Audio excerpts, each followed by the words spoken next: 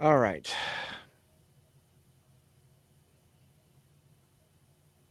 And if not, then people are going to have to get us on YouTube. Sorry. Or listen to the podcast later.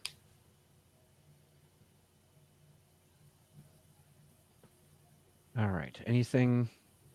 No The notification yet. the thing on Facebook says we're going at 9:01. That's okay. Alex right, is see if- saying they see the Facebook post Okay. first. Yeah, it's not through yet.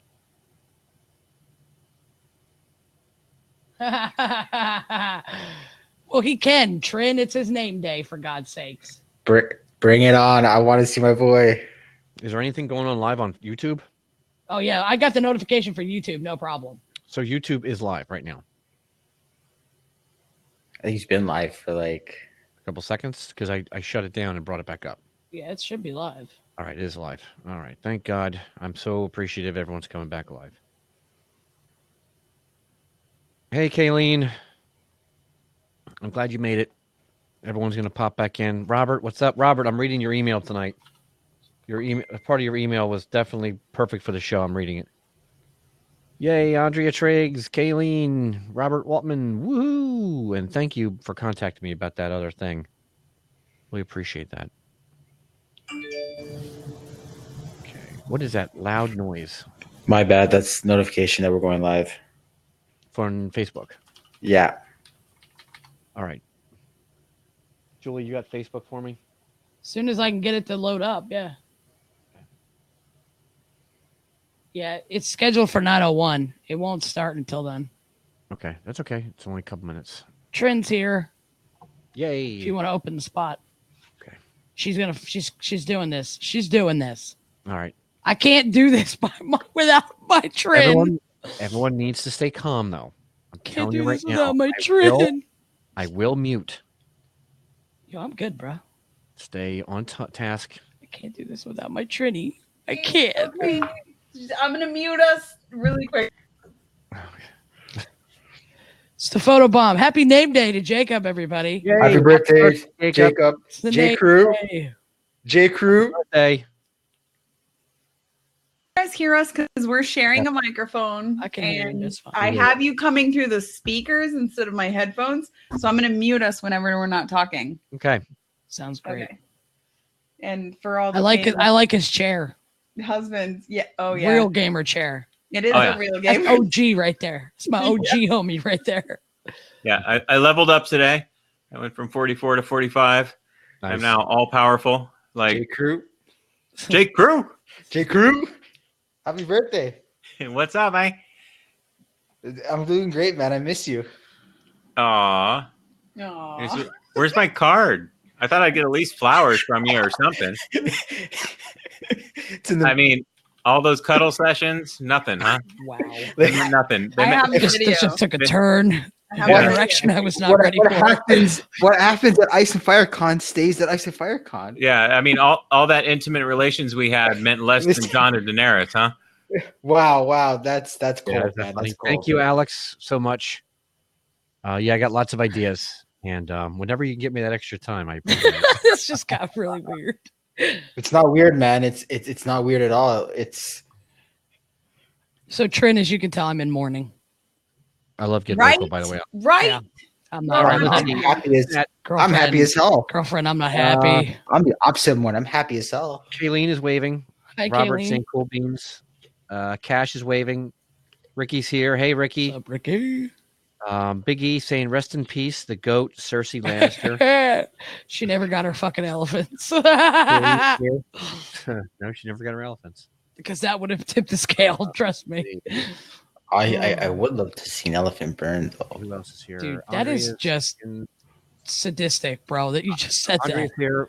Big Bad. Brad is here. Lokesha's here. Didn't we become friends, Big Bad Brad? I swear to God we did. I Yeah, I made sure that I hid we're friends. I know I did the other night. friend. All right, a couple minutes here. We're gonna be hitting the record button in just a minute or two. It's gonna be a pretty crazy episode. There was no way I could do this without my Trin. Andrea's great. Just no way. we're gonna be here for the whole episode because I just need your emotional support. yeah, Trent. this guy has to get up super early in the morning and it's his birthday, so I'm gonna have to leave when he leaves. Just saying. So basically, Hey. we just now understood what that meant. Yeah, Yeah, we got to do laundry. Yeah, exactly. something. Lots of laundry in the washing To our machine. kids when they were little. We're like, You oh, definitely will, mom and you and don't daddy know, have to dude. do That's laundry.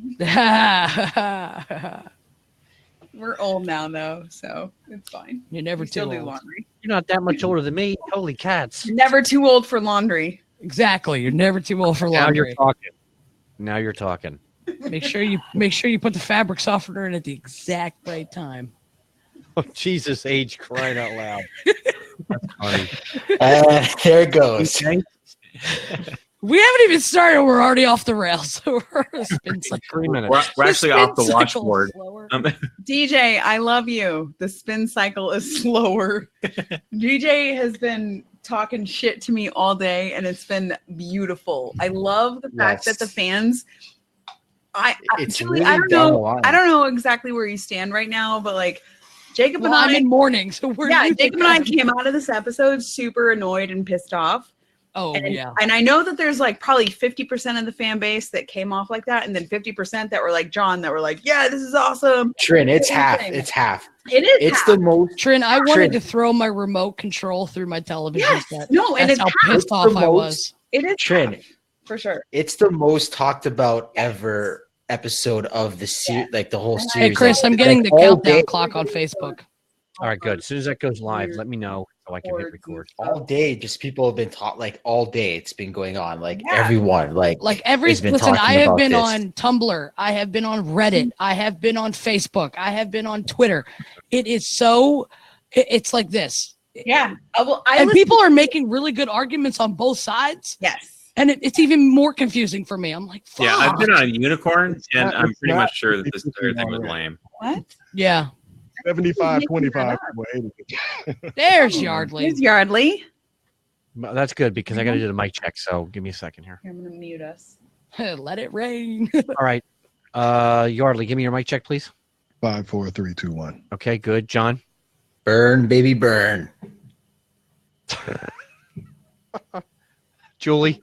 I don't even know where to go with that, so I'm just gonna say mic check. Trin. Check 1, 2, check 1, 2, and I got an extra. And Jacob. Baby, 1, 2. That's my All boy right. right there. On Facebook. 57 seconds. 57 seconds, people, and we're going to start this show. Sorry about the issues of the delay. So you know the phrase Trin from the tourney at the Ice and Fire Con. So Brian's like he responded with my comments about the episode, and he's like, "That's why next year we're gonna sew a wolf's head onto your body." So now I said, if you get a wolf's head and I lose the tourney, I will wear it, and you could sing, "Here comes the King of the North. Here comes the King of the North." Time. So I Give me think the this is 20 happening. seconds. 20 seconds. Carlito says, I love it. Best show ever. Brilliant storytelling and directing. It was also Thank going to be you. It Danny is. versus John, Fire and Ice, which we're going to get into that. Time. Give me time. And no, Brad. Here I do comes not the King in the North. I think that's Danny's line, isn't All right, it? Chris, we're 1 second. All right, just let me know when it's live.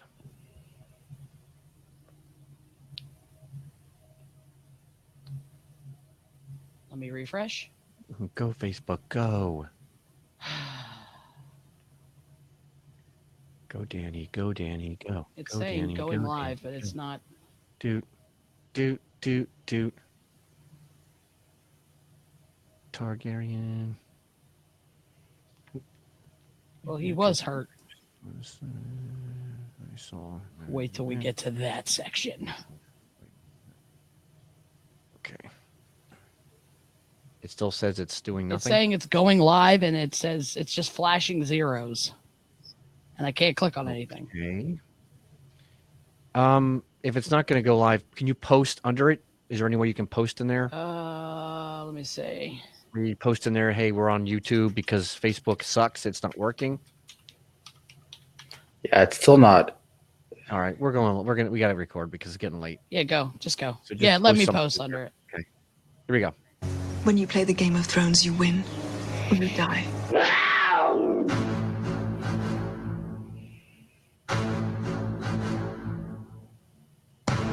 Warning, this podcast contains explicit language and spoilers. This is Behind the Iron Throne, your unofficial Game of Thrones podcast.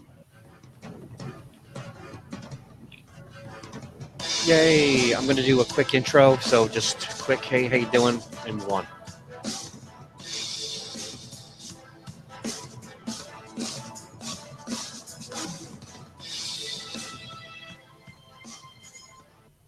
Okay, you guys are ready. It's gonna be crazy. Here we go. In 3, 2, 1.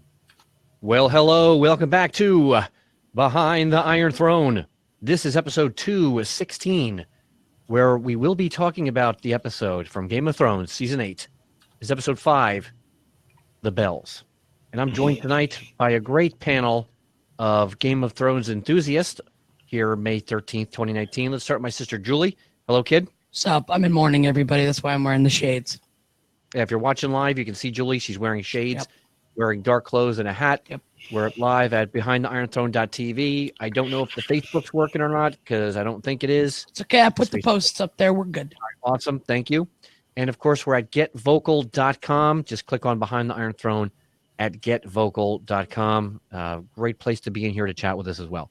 We'll try to get your comments worked in throughout the show. It's going to be pretty passionate. We got a lot of stuff to talk about. So next we have the one, the only, the man in the Millennium Falcon. He has a Valyrian steel Gatling gun. He is the one, the only Yardley. What's up, buddy? Hey, I'm doing good. I'm probably mostly excited to hear what all of you have to say about this episode. So am I. So am I. Next up, we have the talented, the man who needs no introduction, but to get one anyway. He's the man of the North. He is the king of the Wicker people. He is Lord Duckdarian, Jonathan Stoma Starklever. Welcome to the show. Hello, Chris. I am super happy about this episode. I'm excited. I can't wait. Let's just do this. And we have the dynamic duo tonight. And one of the dynamic duo has a very special name day. Oh, yes, indeed. He has leveled up.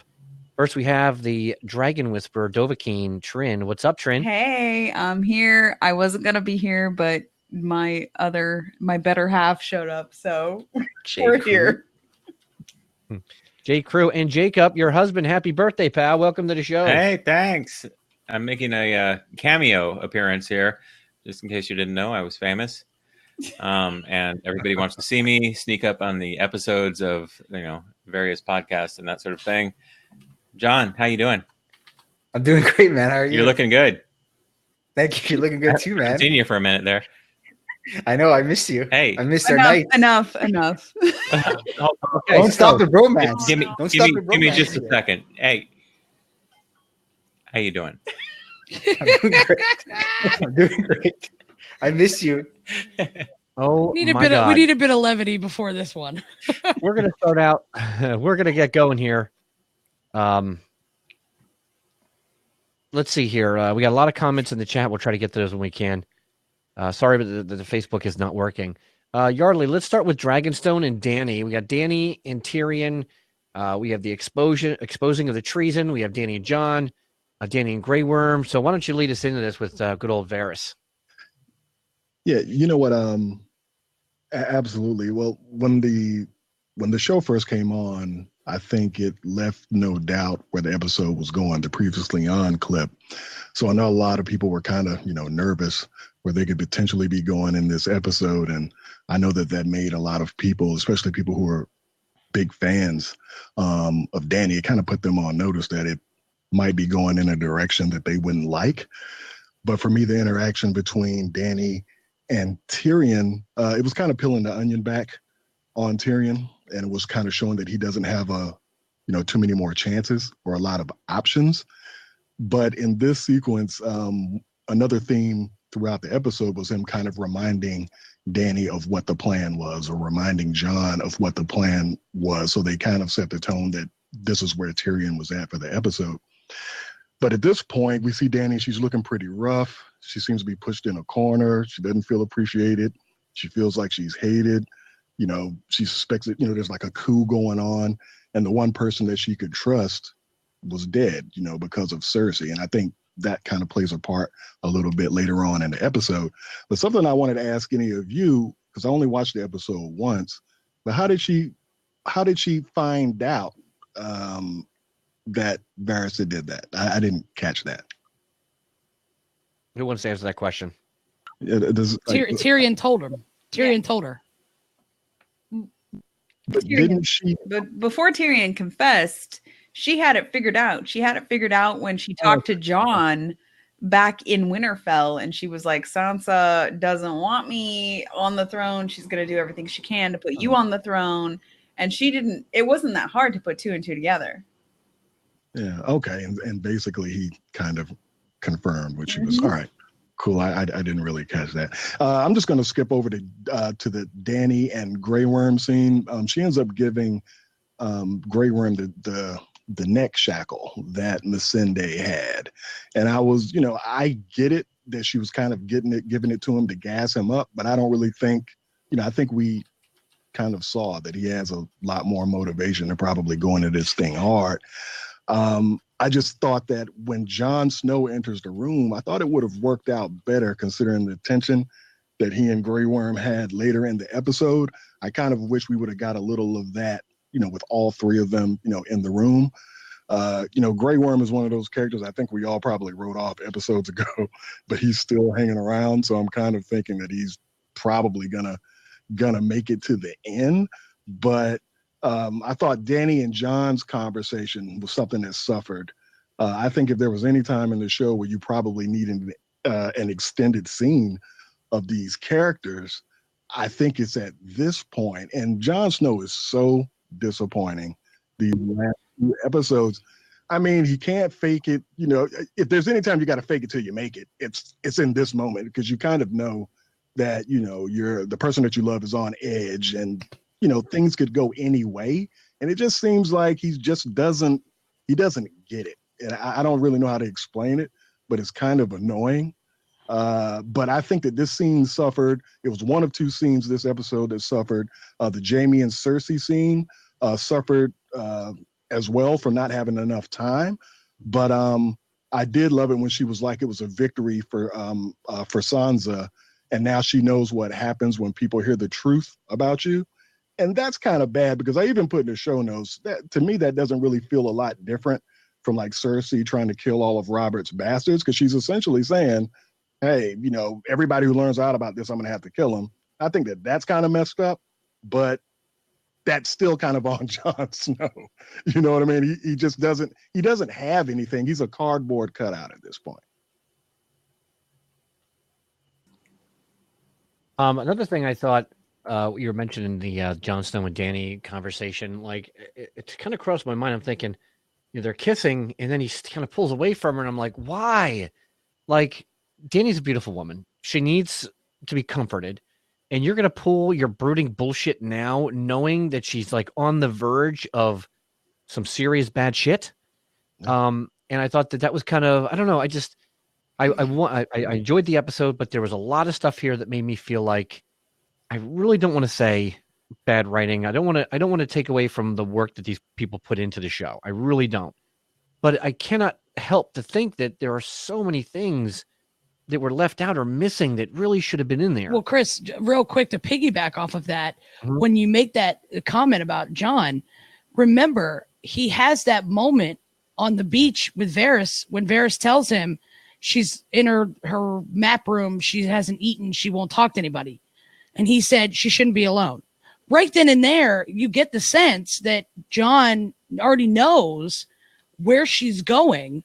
And I agree with you. Like, that moment is your chance. I'm totally with Yardley on this. That moment is his chance to go. He said that she shouldn't be alone. I believe that's what he said, that she shouldn't be alone. Yeah, she shouldn't be alone. And then I thought that he was going to, you know, consult her and I maybe, did too, you know, yeah. make flippity flop. But I guess that thing that I predicted, like, I don't know, a year ago, that Jon was going to have a problem having sex with his aunt. Mm-hmm. And everyone said, no, Chris, you're wrong. She's a Targaryen. She has no problem with that. And maybe she doesn't. But I knew Jon was. I always knew that. Yeah, so he's is that totally the reason why that he didn't do anything with her? Well, Jacob, looks like you also got Aemon Targaryen talking to Jon Snow saying love is the death of honor. and John's all about honor. That is a Ooh, nice. good Backed point. way out of that whole love thing as soon as he found out she was his aunt, and as soon as he found out he had skin in the game. That's a good point. He had to back out of that. And as much as you don't like it, as much as it's kind of a fucked up storyline, like it's totally in character for him. And I don't like it, but it's totally in character. No, I agree. That's With that Ned Stark. That's the Ned No, I agree with Stark that. coming out of him. John, did you want to say something about this particular part here? No, I agree with him. I mean, he's always gonna be conflicted. He's a Stark. They're not into that incest shit. That's the Targaryen shit. And he's conflicted, but many times he told Dany, you're my queen, I'm going to support you. And she's just like doesn't care. Like she's still, I think what she started seeing enemies where there's no enemies. I mean, Varys and then Jon, like I don't think I disagree with a lot of people. John's not a cutout. He's conflicted. He's got honor. He's trying to do the best he can. He has no idea how to deal with all of this too. Like he's also a guy that just found out a life altering thing and he's got to deal with it too. So to say that John's useless, I mean, I disagree with people when they say he's useless. I mean, later on, we'll see what John's trying his best to try to. Yeah, you did. Yeah, you did. I do think he is, but he's trying to comfort her, and he goes in for the kiss, but then he's like, "You're my aunt, I can't," and he pulls away. I totally understand where John's coming from. Is that what it was, or was it something underlining? Do we agree with that part? Because I wasn't sure if that's what it was. The problem is we don't know. The problem is we don't know what he's thinking. They don't give us any clues. Right. He could be thinking, oh, it's because she's my aunt, or he could be thinking, oh, it's duty versus honor. We don't know. They didn't give us anything. They don't clarify that at all. And that a lot of this is on problems Dany. with their story. Of course. One of the reasons I don't like this episode, they just didn't explain enough. Yes. Yeah. Like if they would have leaned us one way or the other, or given us any sort of hint what he was thinking there, the whole thing would have made more sense. Yes. Exactly. A lot of this is on Dany. Okay, so here we I'm going to say this right now. Here we go. So you go back to season 6. Dany left Dario behind because she said, "I have to marry a High Lord." Right? That's what she said. That's why she didn't take Dario as a lover. She kept him in She Marine. did take him as a lover. No, but she didn't take him with him Westeros like he wanted to. She didn't left take him behind as a because husband. Can I finish what I'm saying, please? Dario said, "I'll be your mistress. I don't care. Just take me with you." And she says, "No, I have to marry Highborn." Here's Jon Snow now, king in the north, warden. You say you love him. She said, "I love you." How's Dany not bringing up marriage? You're a Targaryen. You know your family history. You know it's okay in Targaryen terms. You could have brought. Why has she not brought up marriage to Jon?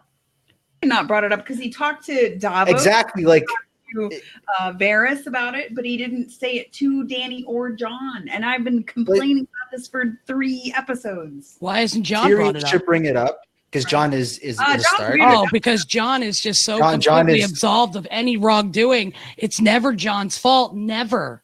No, Jon's thinking of other things. About it. Well, let's stick to what we saw, and then we can. Well, Chris, can I just make us? I want to piggyback on something Jon said when he made the comment about.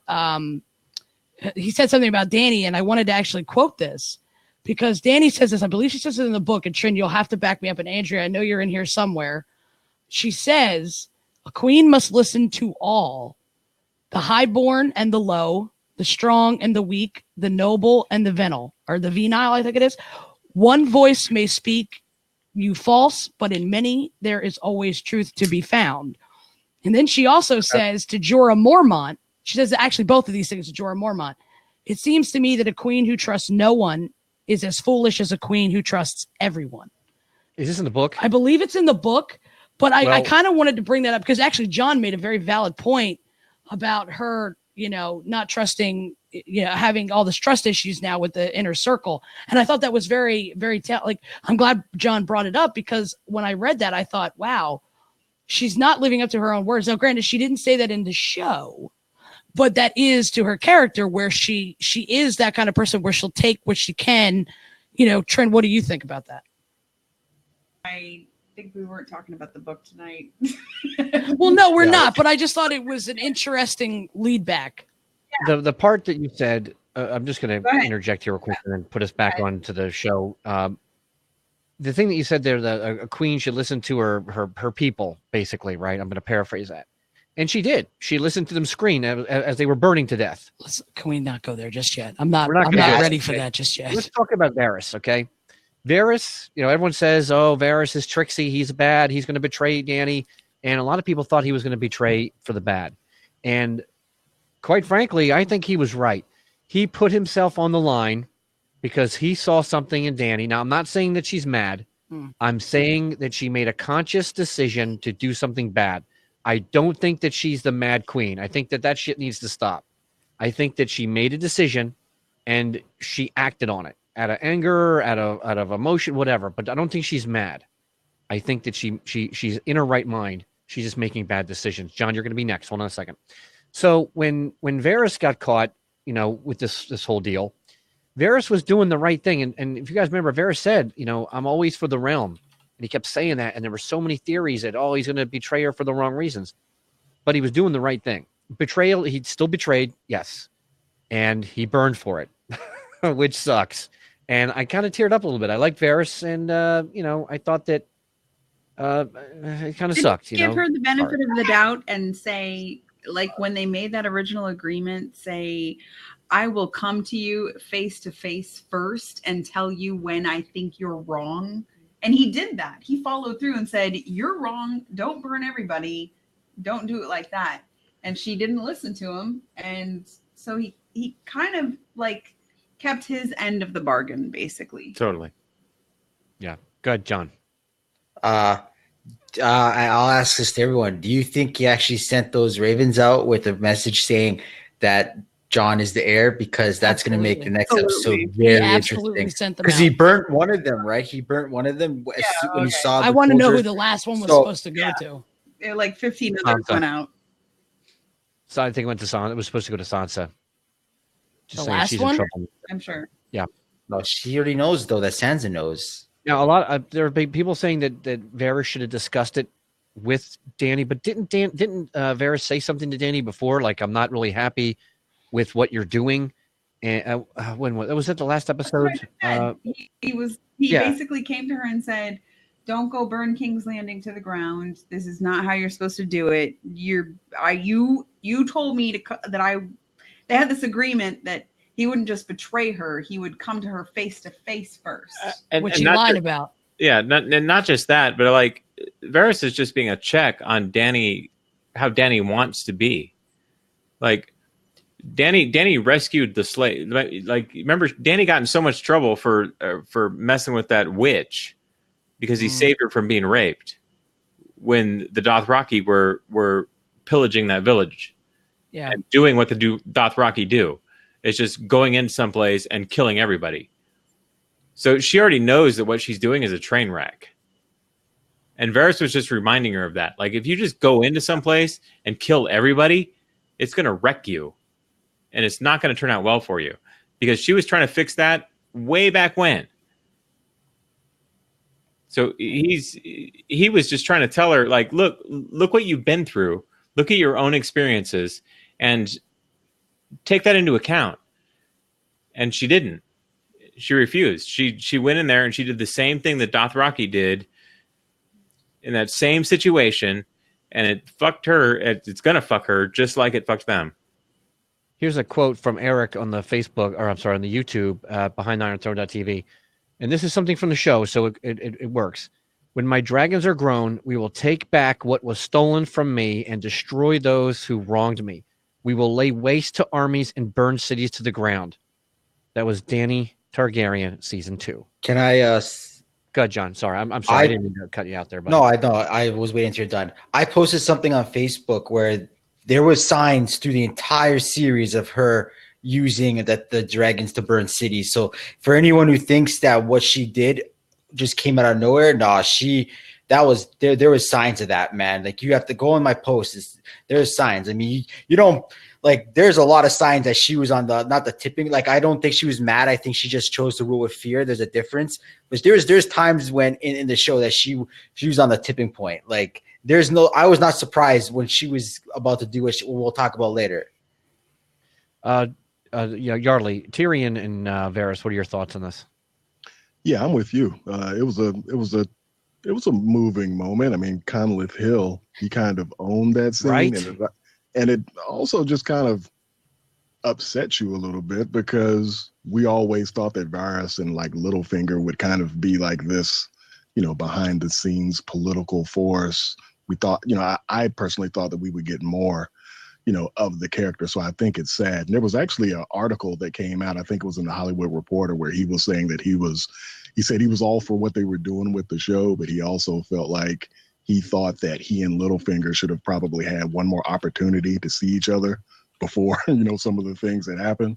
But I thought that he killed it. And he was real stoic and resigned to his fate, which I thought was cool. But something that I thought was unspider-like was when he actually floated to Jon kind of casually about, how he thought that he should be, on the throne. And I thought, I'm like, really, man, you're getting a little too familiar, a little too comfortable, So I thought that was kind of odd as far as the character was concerned. But he took it on the chin, because just like you mentioned earlier, he was essentially saying he's going to do what's best for the realm, no matter what the personal cost. He literally said that to Tyrion. And in a way, you kind of feel like, even though if you want to understand why Dany did it, you almost feel like he's a character that you kind of need around. Someone mentioned earlier about checks and balances. You do need that person. You can't have a bunch of yes people around you. And I think that that's something that he provides. Tyrion is a person that kind of provides that, but he provides it in a scary type of way. You know what I'm saying? I think that he could be punked out a little easier, but I think Varys is somebody that you need in your corner. So I agree. I feel like, we can all agree, just like I said, was it last year, this entire season was going to be rushed, and it is definitely rushed. Now there was something here that Strange TV, that's Justin, who's one of our roommates at Ice and Fire Con, J. Crew. He says the little girl said she isn't eating to Varys. Oh, And Varys said, "We will try again at dinner." Was that what? Go ahead, John. Was that what was said?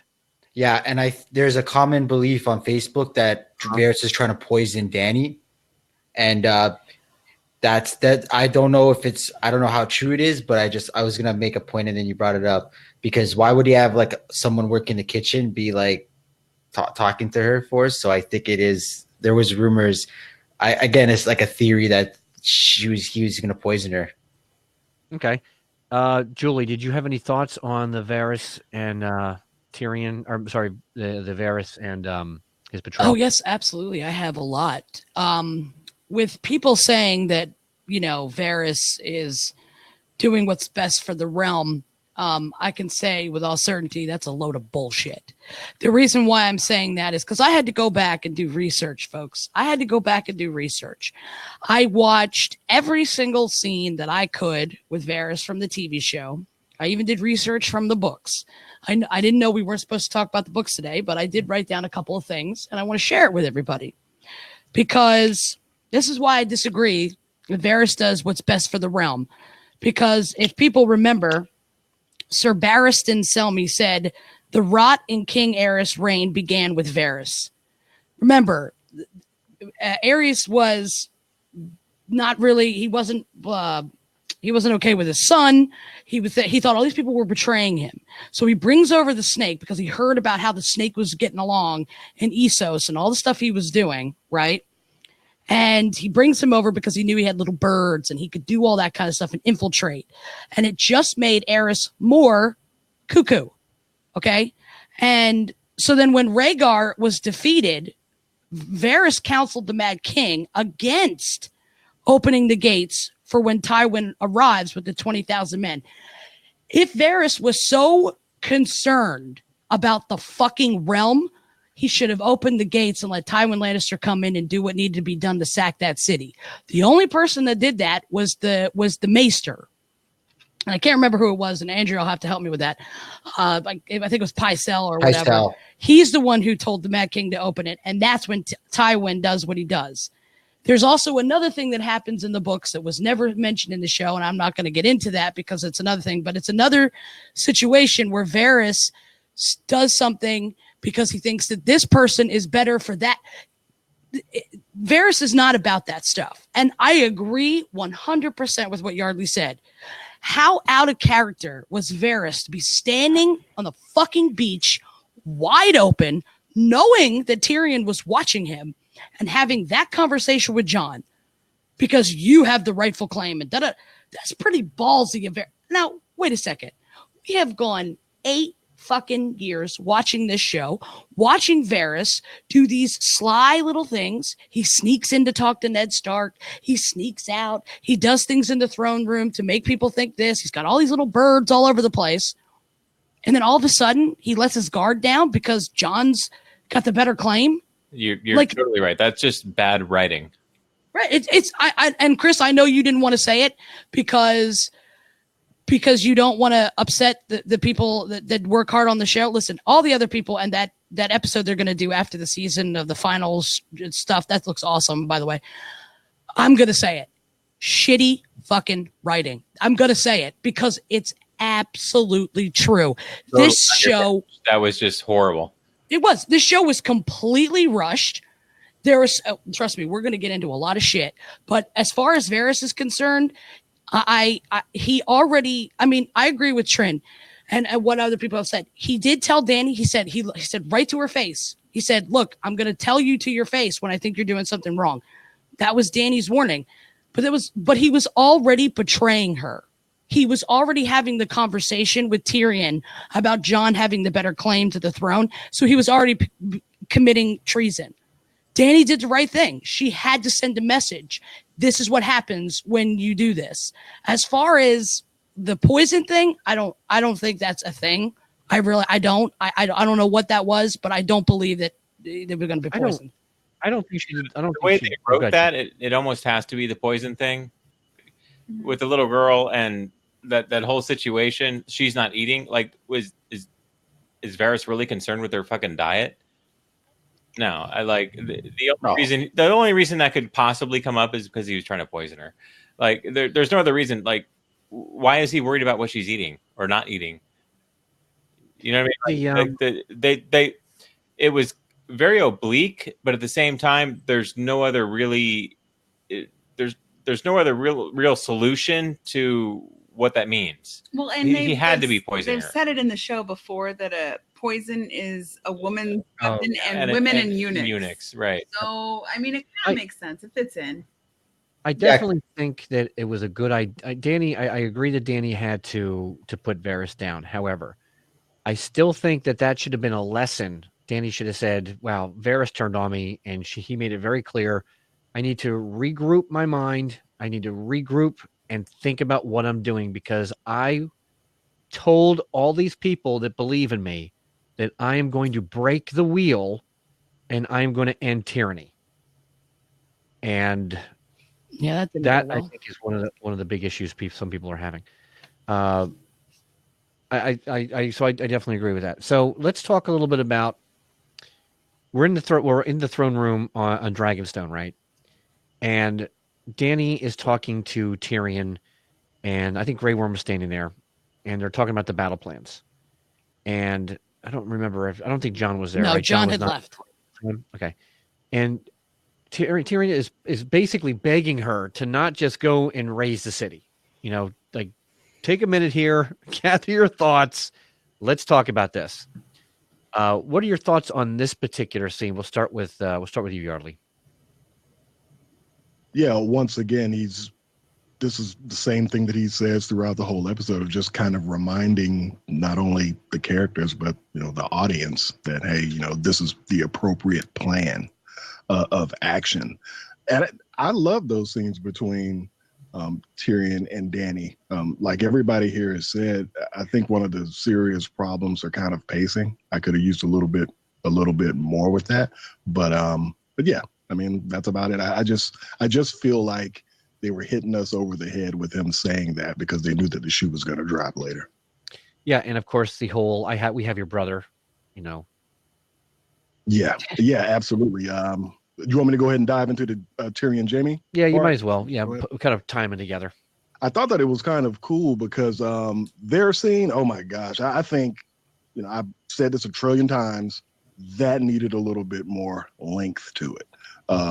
But it was a good scene to see them back together. And of course, Tyrion ends up helping him the same way that Jaime helped him in his hour of need, after Joffrey's death. So that made sense, but also that put Tyrion in a spot where if he was on shaky ground with Dany before, this might be the thing that kind of, really gets him in trouble, going forward. I think he knew that, but a theme of this season has been kind of the family first attitude, the Starks coming together and talking about, you got to be about family.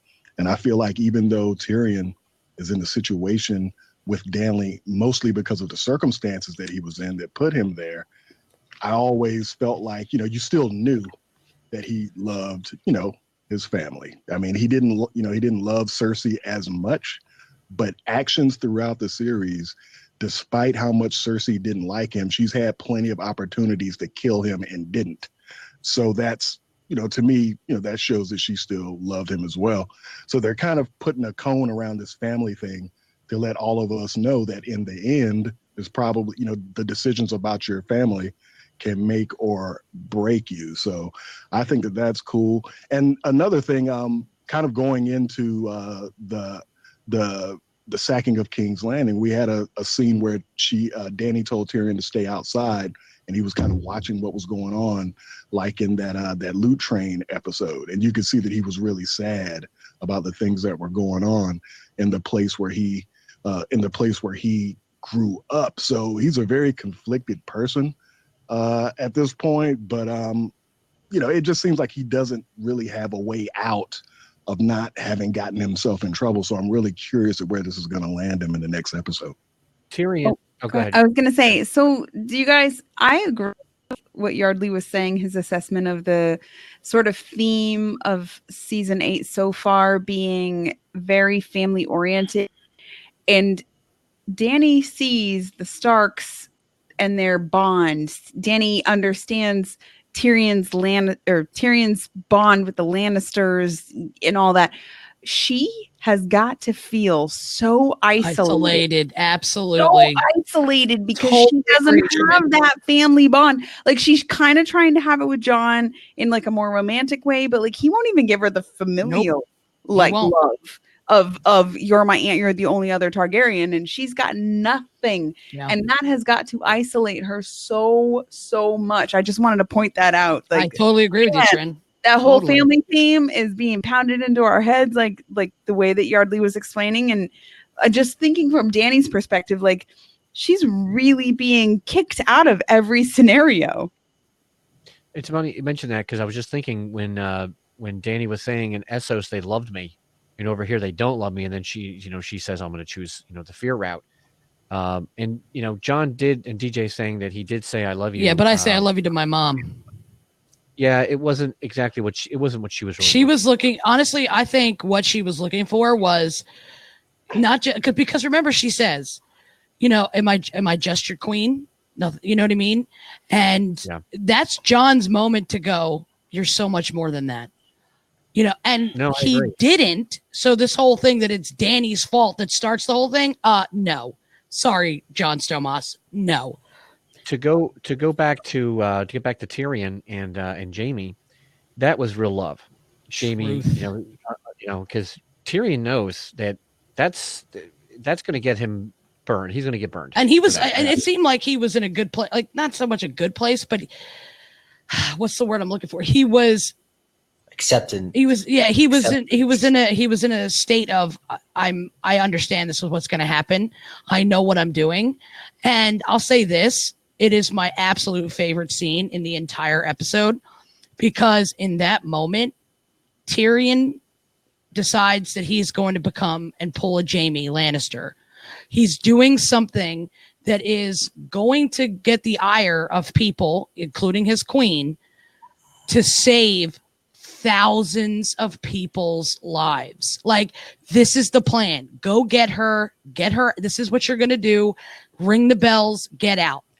And then all these people will be spared. So I completely understand where Tyrion was coming from. I'm so grateful that they had this exchange before Jaime leaves, knowing what we know at the end of the episode, because I think it was an important piece to the two of them, their relationship, because, and I love the part where Tyrion said, if it weren't for you, I wouldn't have survived my childhood. Like, it was so emotionally like stimulating for me. I felt like, as much as I hated Jaime for leaving Brienne at that moment, to see him have that connection with Tyrion at that moment, I felt so much better about a lot of different things. Do you think that was the best emotional part of the entire episode? Like, that was the most connection? Absolutely. Absolutely. Because, I mean, literally, Jaime says, your queen's going to burn you for this. What about John? What do you think about that? That was very emotional when he's like hugging. He's like, "You're the only person who ever cared about me" and stuff. And he was hugging him. That was very emotional scene. And I mean, as for the throne room, I think she had her mindset when Missandei said Dracarys, well, she was going to burn the city. That's pretty much it. It was a good scene. He's like, I get to return the favor when he was freeing Jaime from what happened in season 4. So it was a good scene. Trent and Jacob, do you guys feel like this is a pretty touching scene? Do you think this is the most human connection scene we had in episode 5? The bells. Yeah, Tyrion and Jaime, for sure. Yeah, I mean, there's a connection there because they've always had that connection. Like, they've set each other free, even when it was a total risk to their own lives. They've always made the sacrifices for each other because they're the only ones. Jaime's the only one that ever looked out for Tyrion. And I can't say that Tyrion's always looked out for Jaime, but Jaime's always looked out for Tyrion, even at his own risk, and which sucks in this episode because, like, you want Jaime to be the hero. You want him to be the person that comes around and actually becomes the person that you want him to be, and he ends up just being consumed by this toxic relationship, and he returns to the toxic relationship and dies for it, which is, truth. You keep going back to a toxic relationship and it will kill you. Truth.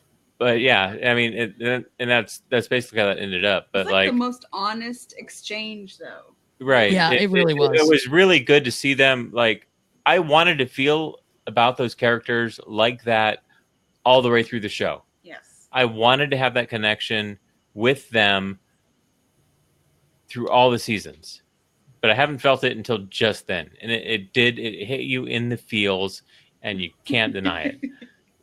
Nope. Excellent points. A lot of topics or a lot of conversations going on in the chat. Andre says Arya and Sandor has a great human connection moment too, and we'll get to that because that's definitely going to come up. So let's get right to King's Landing. Yes. Yeah, holy cats. Let's start out with, I'm just going to do some bullet points here, and then I'm going to let Yardley go. Cersei and Qyburn. You have Jaime and Euron, Cersei and Jaime, Dany and Drogon. The siege. The Golden Company. Don't even get me started on that. I can't wait. Out in the mountain. It's already over. Arya and the people. And this is going to be an easy one to review because after that, there's not a whole hell of a lot left. So if you want to lead us into this, Yardley, please be my guest. Okay, now how was there not a better plan for the queen to escape if everything went shit, Chris? Right? Come on. With I have something Qyburn, to say about that. brought a man back from the dead. Oh my god! Can't figure that shit out. I mean, they were way too unprepared. And my whole thing is, just like you were laughing about the Golden Company a second ago, my whole thing is, why don't you have your little Kingsguard and then have the Golden Company protect you? Like, even in the scene where we're talking about Euron, like with Euron and Jaime, you know what should have happened? Euron should have came out of the water. Jaime would have been there, and Cersei's walking her ass right past them on a boat to get the fuck out of there. You know what I'm saying? That's what should have happened. But I thought that was kind of sad, that they just seemed like they were totally out of their, like they couldn't really understand what was happening. So that kind of annoyed me. The Euron and Jaime fight, I don't really know. I don't really feel one way or the other about that. I just feel like Euron's last words and all of that, I thought that was kind of stupid. I I really didn't care. You know what I mean? Like, I'm the guy who killed Jamie Lannister. That just seemed kind of weird and something that you wouldn't really see on the show. Which he like didn't. that. Because Euron as a character is pretty one note. You just never. Most people are kind of indifferent towards the character, kind of mustache twirling. You know what I mean? But Definitely. anyway, you had to have that scene. So, like, I think at that point we know that after they fought, that Jamie was a goner. So there was really totally no turning back after that point. And the other thing that kind of pissed me off is the way that the episode played out. And, you know, with Jamie ending up with Cersei in the end, blah, blah, blah, then it just seemed like Cersei ultimately didn't even have to have sex with Euron to begin with. I thought that was kind of crazy. Yeah. You know, it just makes that, you know, the whole her doing that with him, you know, we know she needed the elephants, but that was another sex scene that they kind of, you know. Time wasted. Kind of path up. Yeah, it just seemed kind of weird. But that 5 minutes could have been John rubbing Ghost goodbye. Yeah, or something. You know what I mean? And the initial reunion though between Cersei and Jamie, I'm just talking about the part where she looks up and she sees him. For those few seconds, that had a lot of emotional weight. But I think that they could have done more with those characters before they were killed off. So, that was just kind of some muddy waters that I think, you know, a lot of people online just really aren't with how all of that went down. And to kind of speak on Dany and her sieging the place, I thought about that Batman quote from Harvey Dent where he says, you either die a hero or you live long enough to see yourself become the villain. And I think that quote kind of can wash over a lot of the main characters that are remaining. It just seems like everybody is in a spot where the other person could be justified in not liking them. So that's kind of an interesting thing. And Dany kind of getting set off by the bells. I was trying to think, I'm like, well, why would that be something that would set her off? Was there something that happened in Marine that had some bells and she might have thought about? Honestly, like, nothing I can think of. And I've been trying to think of it the whole time. I think I know what set her off. I just don't. Well, go ahead, John. So really... if you know, you can finish your thing and then I'll. Okay. But I thought that was just, you know, kind of weird. But I didn't really like what was going on with that. But with Arya and the Hound, we all know it's great to see those two together. But I also felt like the Jamie and Brienne sex scene, it felt like something that I thought I wanted, but after seeing it, it kind of felt empty the way that they kind of parted ways. I know a lot of people did like that, but it seemed kind of crazy because they were kind of detached from other things that were going on at the time. But Arya running through those streets at the end when Dany was turning everything to ash and her getting the opportunity to see what she's capable of, I think that that's going to kind of jumpstart her in the mode of kind of saying, we've got to rally together because she could come after us. And I think that she's going to kind of warn John and try to convince him to turn as well. So it'll be real interesting to see where this is going to go. And all of that's going to have to happen probably in the first half hour or 45 minutes of the next episode. Did you see Aaron Rodgers in the show? No. Hell yeah. I still haven't seen it. They told me. Yeah, there's a scene where he's maybe that's what triggered Dany. Yeah, exactly. Too many Hail Mary passes. Well, yeah, I know she's clearly a Vikings fan. Totally. Now, you see him cut in the corner and he gets burned up. And I believe he was also the guy who, you remember there was this guy like holding a knife or something to this woman's throat or something? I think that was him too. That cut her throat. Y'all remember that scene? Wow, really? They were running through the streets. But definitely 1000% you can see Aaron when he gets burned. Crap, now I'm going to go back and watch it.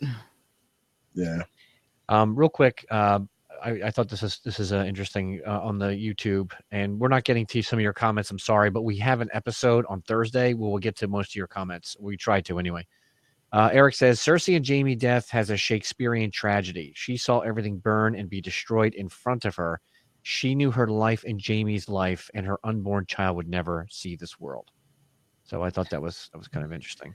The Cersei repeatedly saying she doesn't want to die. Do you think that fits with her character? Fuck I don't think no. she would have. I think she would have said nothing and just. I don't know. She seemed a lot tougher than that in so many different. Oh, seasons, wait till you so get many to different me. I think it changed when she saw Jamie. It triggered Jamie. Seeing Jamie triggered her emotions. So I don't know. Are you done, Yarly? I don't want to step over you. So let's also. I want to first start with why Cersei wasn't walking through a cave. I've said this before. Cersei was never planning on 1,000-year dynasty. She was ruling. Either she was like in the moment type of situation. Like that's same thing I said last week. It's why she didn't send troops. Like either you think they're gonna win and you can attack a weakened army, or they're gonna lose and the Night King's just gonna take you. So she was never planning on ruling. Even when everything was going to shit, she was just standing there just watching, because I think she realized she's like, I'm either gonna die a queen or I'm gonna like live a queen. I'm not gonna escape. It took Qyburn to do that.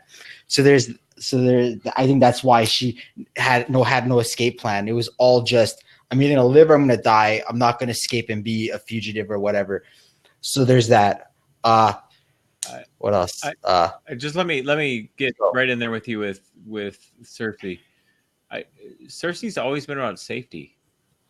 She wants to feel safe, and she wants to protect herself from anybody being able to hurt her kids or being able to hurt her. And if that turns into like, if I have to kill everybody that's my competition to make myself feel safe, her entire gig this entire time has been safety. She wants to feel safe, and she set out there and she's watching on the parapets and watching her whole fucking world fall apart. She's like, the Red Keep's never fallen. Like she's always trying to convince herself that she's safe, and she's always trying to do everything to make herself feel safe. And I think that's her gig.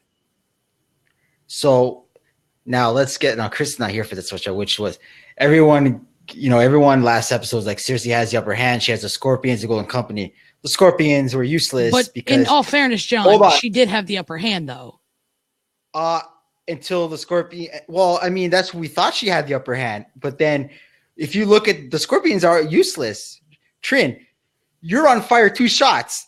The entire fleet fired 2 shots on Dany, and they missed. She outmaneuvered the entire fleet. Okay, and even when you look at the wall, right? I've never seen it because the episode before they fired 3 shots and killed a dragon. Yeah, or whatever. Because it was never saw coming, right? It was a surprise. When Dany knew the fleet was going to be there, she used the sun. You realize that great. Euron's looking at the sun. He doesn't even see how close, and then boom, out of nowhere, it comes in. She's blowing the fleet. You can see them try to maneuver it. They can't. That shit's heavy. It's taking time to turn. Even on the wall, right? They're trying to go lower. It's not, and then it's too late. It's that Cersei had too much dependence on those Scorpions, has a way to, and it was a mistake. And then once the Scorpions were obsolete, and she just destroyed the Golden Company with the dragon, and then all hell broke loose. Everyone's rushing in. Grey Worm just kills Strickland from behind. And then it's all craziness. Now, getting back to what you said, what triggered, I don't think it was the bells that triggered her.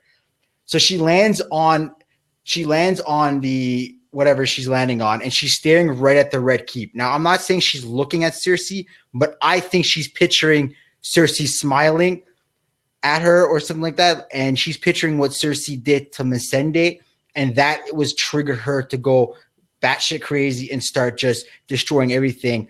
And like once that happened, it would have been nice to a little more context. Yeah, but you have to think about her mindset too. It's like Jorah died, half her armies are dying. Jon, she found out that Jon is heir to the throne.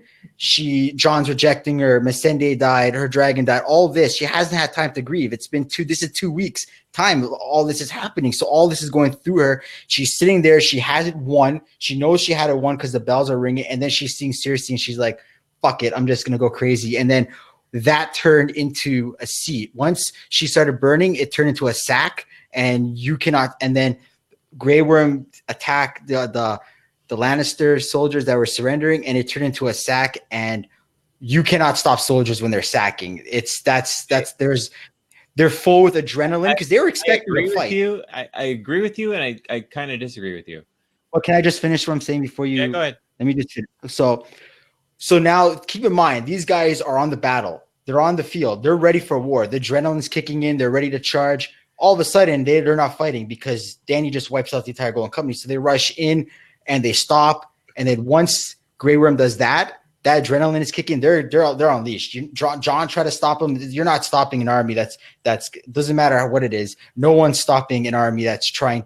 They're going crazy. Like they're just cutting people down. The adrenaline's kicking in. There's a lust to kill and all that shit's going on. So, and I mean, I feel bad for Tyrion because the look on his face when Cersei starts burning was fun. I took a screenshot of that. It's crazy. When Danny started burning. When because she just was like, I'm gonna rule by fear. And I mean, I just love like the cinematography was amazing, and that's everything. And let's not forget too, the thing we've been wanting for like 8 seasons happened. We got the Clegane Bowl, and I loved the Clegane Bowl. I thought it was fucking awesome. The way I when he had him squeezing the head, I'm thinking of Chris at that one moment when Mountain's about to squish the head, and I'm like, is this gonna happen again? Is he gonna say? I'm like, and then you can see that one eye's gone, and then he's just like, fuck it, and he throws and he pushes him through, and they both die. I thought I liked the Clegane Bowl. I don't know what everyone else thinks. I thought it was I liked it. It lived up to everything. And then we get to Cersei. Now, I've hated this person for 8 years. Yeah, on this show, we all know this. I love that death. I think it was perfect I loved it. It was beautiful. I couldn't ask for a better death. I mean, and keep in mind, I wanted a cruel death. For a better death, I could think of 1,000 ways that I wanted. I know this is me, right? This is me. I wanted like the most cruelest death for Cersei, and I got this. Sorry, and I got for your mountain. Hmm? No, I was just talking about. I just wanted to mention because I didn't mention the mountain in my last comments. I thought that it was kind of interesting. Like, how do you not hear about the eye gouge move throughout the grapevine? You know what I mean? Like, how do you not know that that's in his arsenal? You know what I'm saying? But I thought that it was pretty cool. But did anybody else kind of feel like you felt like you wanted it, but after you saw it, you were like, did I really need it? I wanted it. We needed it. We needed the Clegane Bowl, man. That had to happen. Clegane Bowl. Yeah. Did anybody just feel I felt like it was wasted time. I felt like it was definitely like needed because that was Sandor's whole arc. Like that's why he came back. That's why he kept going. That's why him and Arya went down to King's Landing. That was if there was any fan service to be had, it had to be Clegane Bowl. Come on, man. Yeah, I can feel you on that. And somebody had brought something else. When Trent and I were kind of agreeing, that we think that Jon Snow is totally underperforming. Another reason that was useless, but yeah, go ahead. Oh, but I'll tell you a scene where he was useless. The fact that they all know that Jon Snow is with Danny, and none of those soldiers listened to his ass. He was useless. So I mean, like, how does that? Like the only no one. Remember, he's got the better claim. He's gonna be a better leader. He's fucking useless, but he's got the better. He's gonna be a better leader. Now, John, finish what you were saying before, buddy. And anyone stop soldiers sacking? I mean, when you start sacking, that's it. You're not going to stop these guys. You can't stop them from sacking. Like once it happens, it happens. It's really they have stopped, huh? If Danny would have told them to stop once, but Danny didn't, because once that fire was lit, and then Grey Worm did the attack. Trying to keep it together here, folks. Yeah, it's just kind of they shouldn't the Jon Snow. But if you had the Unsullied, who are supposed to be the greatest, the most what's what I'm looking for? Not dedicated, disciplined army on Planetos, and they're told to stop. Would they have stopped? Grey Worm lost his shit. Yeah, Grey Worm was the catalyst. Like it was once Danny lit the fire, Grey Worm went, fuck this shit, and he's grieving too. He lost Missandei. He loved, so he would. To be honest, I'm not. Yeah, I think you're right. Danny was once Danny lit that, and then Grey Worm did the attack. It was full on a sack, and you can't stop that from happening. You read my mind, Yardley, when you said the Harvey Dent, because the Harvey Dent quote there, because I put that in a post that Armani did, and I'll have another quote here which is gonna, I'm gonna say this. Let me just get it here for a second. Sorry. It goes, absolute power corrupts absolutely, which is that's Danny too in a nutshell. But just to top what I'm saying, I kind of like the Cersei because she's crying. She's like, I don't want to die. I don't want my baby to die. I kind of like that death, and I'm very happy Cersei died. Okay, fair enough. Julie, you had some comments you wanted to say? Where the fuck do I begin? Right, Just so everybody knows. So far. I've listened. I listened to John do his thing. Yep. And that was very difficult for me because Me too. so many times I wanted to just go, stop. Okay. Don't forget, too, we have an episode coming up where we can go balls to the wall crazy. I'm just going to say this, okay? I made a special email for this particular episode. It's sendjuliehatemail@gmail.com because I'm about to go fucking postal, okay? Hold on. It's sendjuliehatemail@gmail.com. Put that in the show notes, Chris. Put it in the fucking show notes. Because I'm going to say this right now. Everything that John Stelmash has said is complete and utter garbage. First of all, and I love you, John. I love you. But let's put it this way. The Unsullied, they don't know about honor and dishonor. True. They know how to fight. That's it. The guys laid down their fucking swords. The bells were fucking ringing. They had given up. They chose in that moment to attack unarmed soldiers. That is dishonorable. Every fucking thing that happened after the bells rang is fucking dishonorable. And it pissed me the fuck off. First off, sense. Yep. Did it made make sense? absolutely no fucking sense. Thank you. None whatsoever. First, let's start with this. Her maneuverability was fucking phenomenal. I absolutely loved it when she came from above and literally Euron was like, fuck, what do I do? He couldn't react quick enough. That was fantastic. And the whole time I'm watching that, I'm thinking of Tren. I'm like, man, she is doing some great maneuverability. She's going from above. She's going last week. I was like, coming from Me too. behind.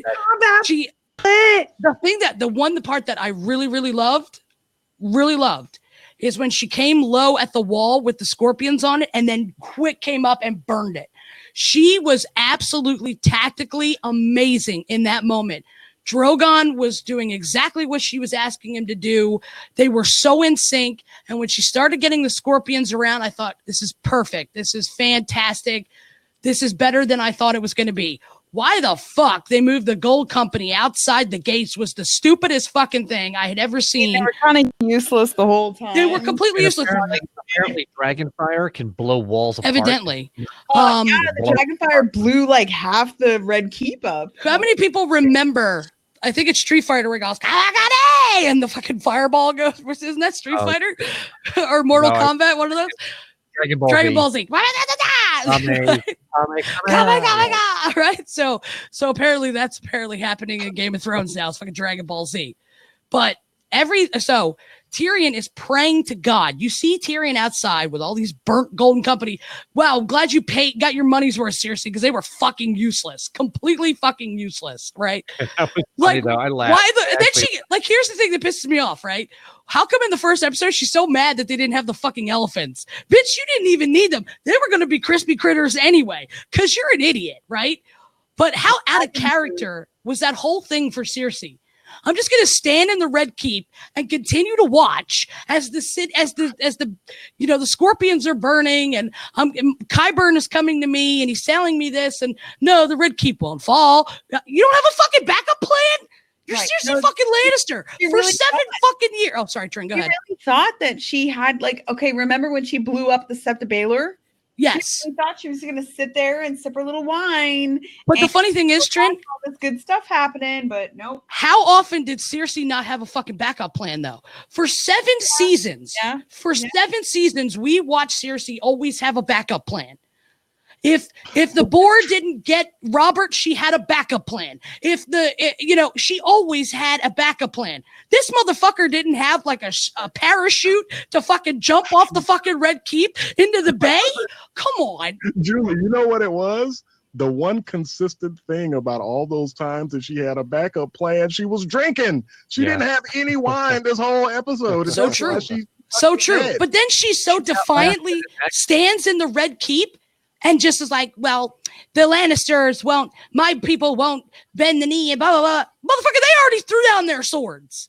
And then, I'm sorry, go ahead, Chris. She outlasted the fucking Night King. She did. Like She outlasted death, the Night King. Death walking. She even outlasted Varys. And that's some fucking shit right there, okay? But here's what I want to say, okay? Before I get to the obvious issue that I have with this episode, how anti-fucking climactic was Cersei's death? That was so fucking anticlimactic. Oh my God. For 8 fucking years, people. Oh 8 fucking years. I wanted to see so much torture and pain and For 8 years. vengeance. How many of us were like, fuck Cersei.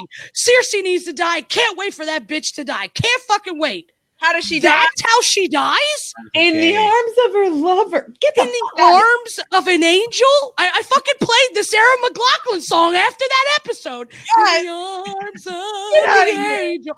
What the fuck was that? You want me to tell you why Cersei won in the end? Is because after the episode, you got just as many people hating Danny. Yeah. Like, That's that's true. what pisses me off, Yardley. I was actually felt sorry for Cersei, and I was pissed at Danny. How the fuck do you flip that script? Because let me say something, okay?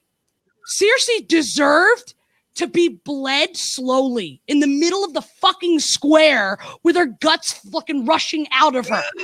Something. The fucking. Oh, Jamie, I don't want our baby to die. Jamie, And then Our all of a chat sudden, is blowing up right now. They're like, and then all of a sudden, Jamie's We're like, loving this. look at me. Well, I'm going to throw down the gauntlet. I prefer Cersei over Danny, though. I think Cersei's just a better character. To be Listen, honest with and I totally respect you for saying that, Yardley, but you have to agree. She needed a better death than that. It was so fucking anticlimactic. Oh, Jamie. that's not And then right. Jamie's like, look at me. Just look at me. Look only at me. It's like some bad fucking fanfic. Look at me. Only look at me, honey. Look at me. And then all of a sudden in the background, you just see the fucking stones falling. And I'm like, seriously? This is what we get? After 8 years of wanting this bitch dead, this is what I get? What the fuck? Right? So now let's get to the real issue of this fucking episode. How dishonorable Danny was. Are you fucking kidding me? At what point? And I don't agree with John when he said this earlier. That's why I was freaking trying to hold it together. At what point has Danny ever shown signs that she would burn innocent fucking people for no fucking reason? I am so fucking angry, and I'm sorry if I'm really loud in the microphone, everybody. I am so angry after watching this episode. That is why I'm in mourning. It's where I'm wearing the dark shades and the hat, and I'm in all dark because they just literally made my favorite character into a complete and utter shitfest. At what point did Danny do this? At what point? She spent her entire time in Essos freeing slaves, freeing people, making sure that the little people were given a position of platform. Now, all of a sudden, she crosses the narrow sea and she becomes some fucking crazy psychotic bitch who can't handle the fact that her boyfriend or her booty call. she crossed the narrow sea and sacrificed every fucking thing she built. Literally. She built Loses 2 fucking dragons, Yeah. loses her best friend, and loses her most trusted advisor, even though he tried to, but she still took him back. Because he still swore like loyalty to her, right? Now all of a sudden she crosses the narrow sea and she becomes cuckoo for Cocoa Puffs. Are you fucking kidding me right now?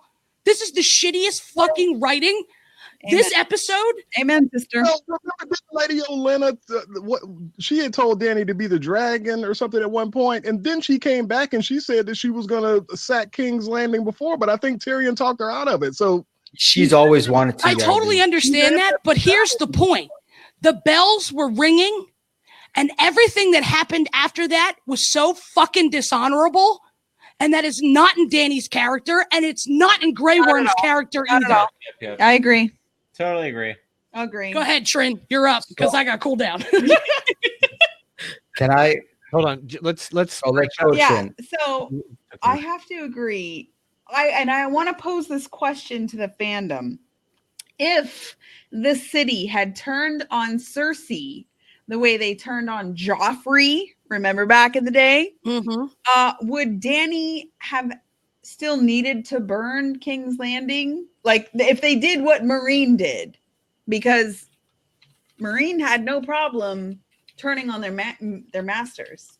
Right. And she says that in the episode. Yeah, it comes up. She actually says like, but the people of Marine turned on their masters. So I think that whole like Danny landing and waiting and hearing the bells ring and hearing the people yell for the bells to ring. I think that was her waiting for them to turn on their masters, but they never did. And they didn't. Mm-mm. They just went like, okay, we surrender. Yeah. And that wasn't enough for her. We're part of the wheel. She didn't We're part of the wheel. Yeah, she didn't have enough from them, enough of a commitment to like, we're gonna turn on our masters. Like they didn't turn on Cersei, so they weren't on her team. Right. And she just said, "Fuck it, I'm lighting you up." Yeah. And The other thing, she was and- there and to break the wheel. I'm not saying that's right, but I'm like, that's where her mind's at. Yeah. She's got no one left. She's lost Jon. She's lost Varys. Everyone, She's everyone. lost Tyrion. She knows she has no faithfulness from Sansa. She's like no one where she's at. She's got no one left. Yeah. And so she's lost everyone, and she can't count on the people of King's Landing to fight for her. Like they didn't give her the indication that like they were going to fight for her, so she assumed they were fighting against her, even if it was just a passive sort of way. Either whether you like Danny at this point or not, I think that what I took away from it, besides all that stuff that I agree with you guys, is as we're seeing the perspective, and the cinematography was amazing for this battle, I believe. We're seeing the perspective from not only Arya, which we haven't really gotten to yet, but also from the peasants. You know, as I'm watching it last night, I'm imagining myself in the situation where there's this big giant fucking dragon flying over my head, and I'm in the middle of King's Landing trying to escape. You're literal hell. Yeah, and the way that they shot this, and you got to give them some credit, it really brought out. I think that also brought out the anger towards Danny, because as you're watching women and children and people that you're 100% I right. don't know, but they're dying, they're burning, they're running, they're fleeing, they're trampling each other. It's human chaos, and it's all because Danny is blowing fire at her people, at the peasants, at everybody. If you're in the wake, you're fucked. And I thought the way they shot that brought up a lot of feels, and it was like, holy cats. And of course, the cinematography was phenomenal. John, go ahead. You're up, bud. So I want to get to what Julie said about not being any signs from the past season that she would burn city, would do that. So let's start with season 2, the prophecy of the undying, seeing dying thrown with the hole in there. That's one. Also in season 2, she says, we will lay waste to armies and burn cities to the ground. Let's say there's the mass crucifixion in season 4, where she crucifies 163 masters, not knowing if they're all in it, not realizing they're all guilty. And one of the sons says she was innocent, that he was innocent, he was going against slavery. And then we see revenge for Barristan. When Barristan died, she sent 3 guys to the, what's it called, where the dragons were locked up, and you didn't know whether they were innocent or not. You burnt one of them. So there's that. And then John, let me save you a little bit of time here. Yeah. I've had this conversation all along on social media, and I am very much a Dany supporter, Targaryen all the way. And this keeps coming up over and over. People that are like, oh, it was foreshadowed. It was foreshadowed. How about this? What you're explaining right now, all of the examples that you're giving. And Julie and I are not stupid. We've been very much super fans of this show, of the books for a very long time. And I just want to make that clear to anyone who's listening right now. We understand that it was going down the path of the Mad Queen sort of thing with Dany. I get that. But in the moment where Dany supposedly is supposed to snap or turn, where the bells are ringing and all of a sudden she's attacking civilians, I didn't buy it. They didn't give me the buy-in. They didn't give me all of the prerequisites necessary and the emotional and mental logical buy-in for that moment. That experience didn't happen for me as a fan. And that's where my disappointment comes in. That is where my disappointment comes and every example you're giving, John, they and I'm going to say this, they were warranted situations, with the burning of the slave masters. Absolutely. They were warranted, but she didn't burn innocent people by the thousands. Doesn't make That's sense. The problem. They didn't build it. It's a different.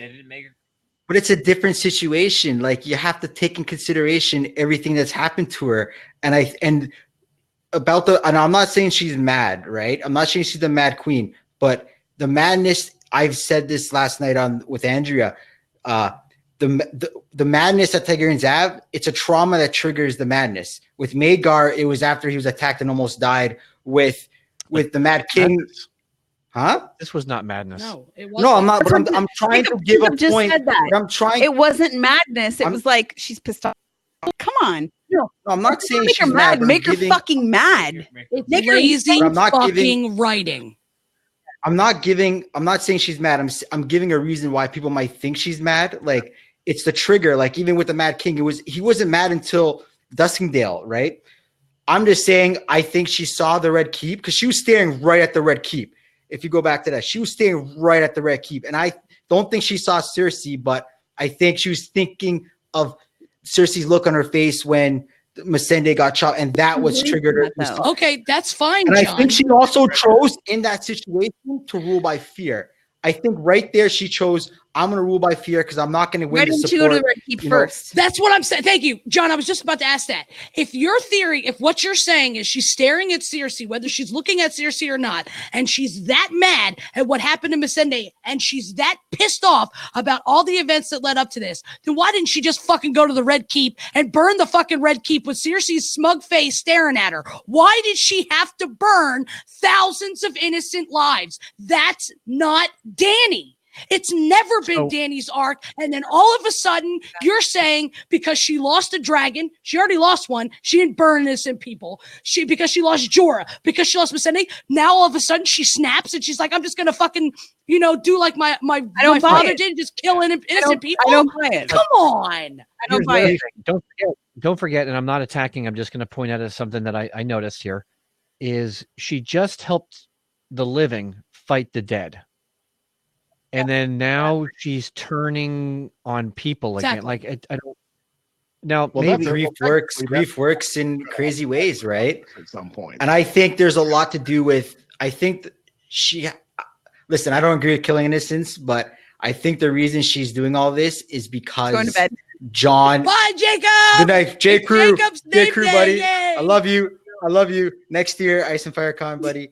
I think it's also John, seeing how much love John can get is why she has to rule by fear, and that's why she just massacred all those innocent people. I mean, I just think it was like, I'm going to rule by fear.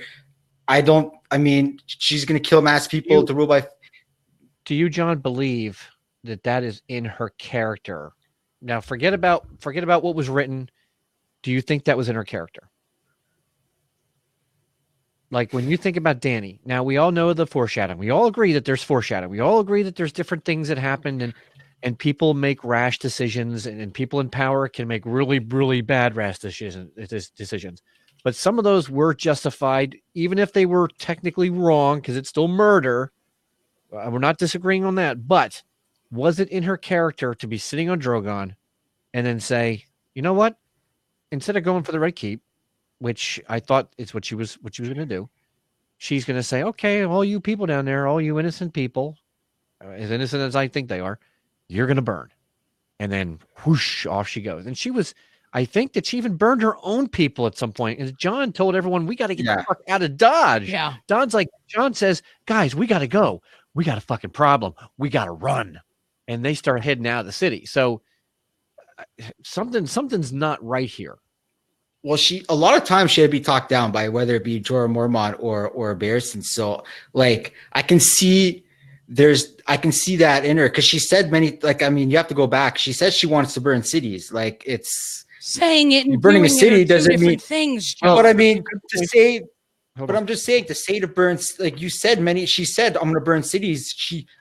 She's done stuff out of rage before. She attacked the loot train out of rage. You don't do that. That's not tactical. You did that out of rage. You were crazy. What happened? And she had a conversation with John before that. And he said, if you go to King's Landing and burn King's Landing as a city, you're just more of the same. And so at that moment, she was like, you know what? You're right. I'm going to go attack the army. And that's when she went and attacked the loot train and not King's Landing.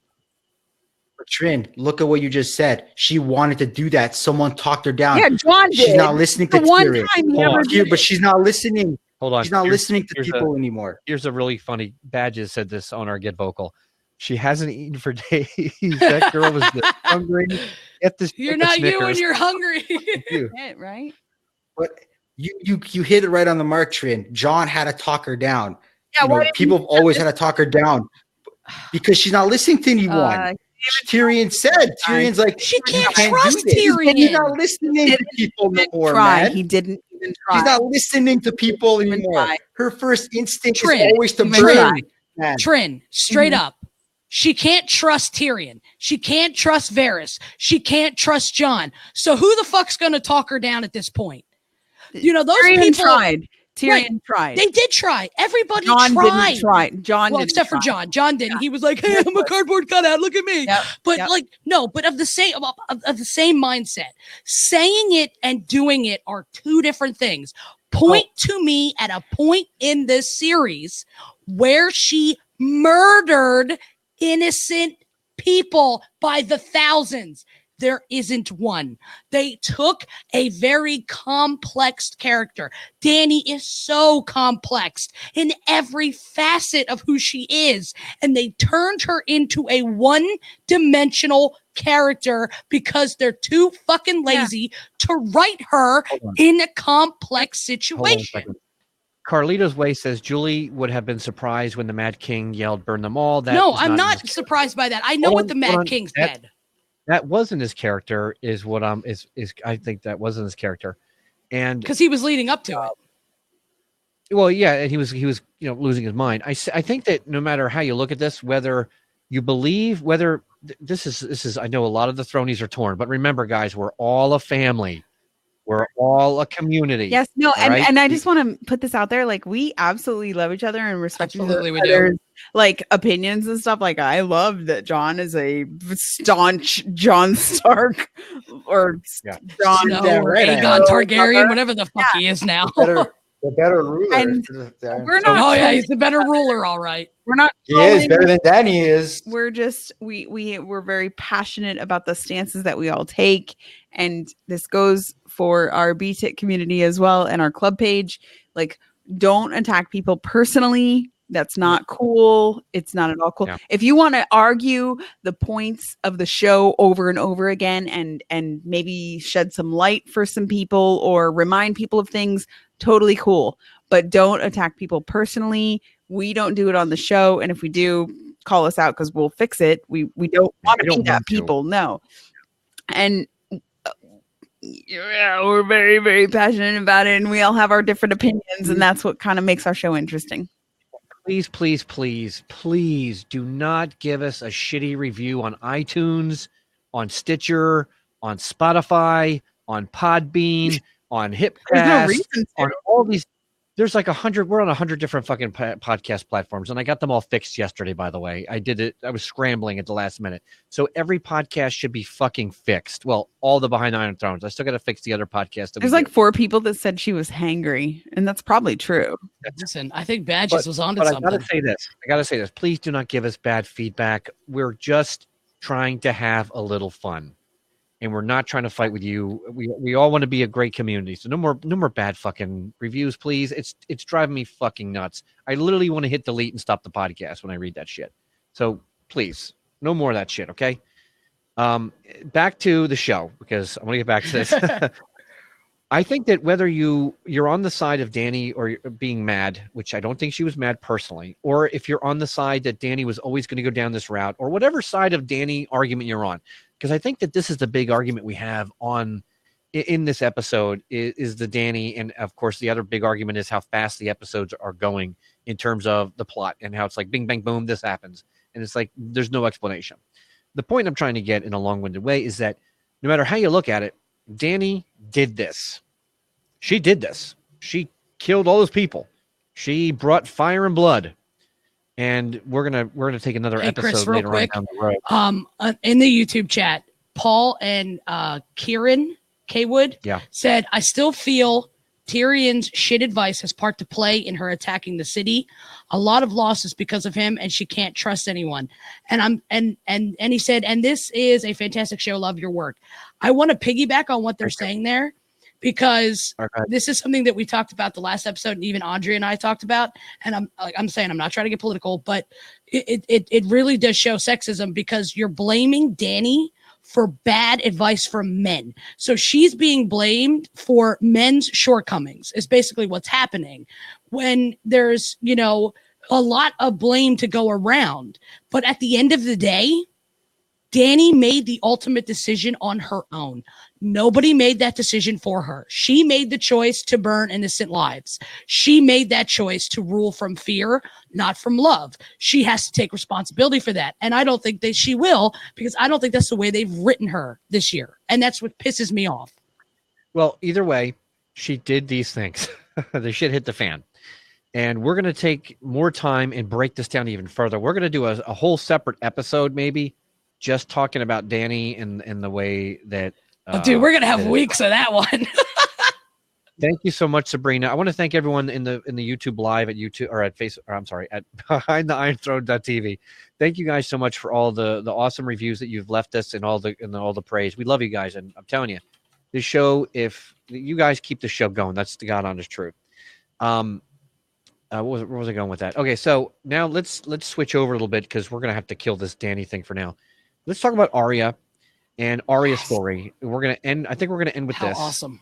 Because we got about a half an hour before we have to end the show, and I don't like to I don't want to end it. I want to make sure everyone ends it together. You know what I mean? So, Arya does her thing, and I'm gonna paraphrase real quick, because I'm going to go right to the end, and I'm going to go to Yardley. How does she end up?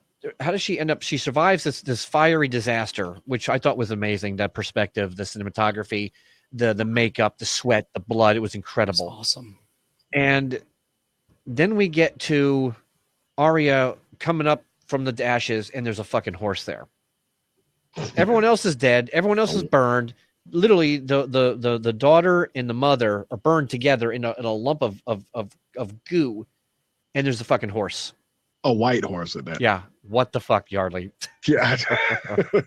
Hey, I agree with you. That whole sequence was really great. Now, they were kind of going in between, like during that sequence between, the mountain and the Hound's fight scene, when she was getting knocked down with the rocks, he was getting beat down by the mountain. I thought that was pretty cool, but I also wish that instead of seeing that, I wish it would have just been a continuous tracking shot, because it was awesome. Every shot of her running and things blowing up was actually pretty dope.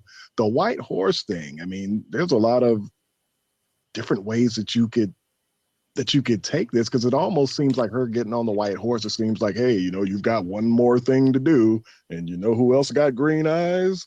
Daenerys Targaryen. You know what I mean?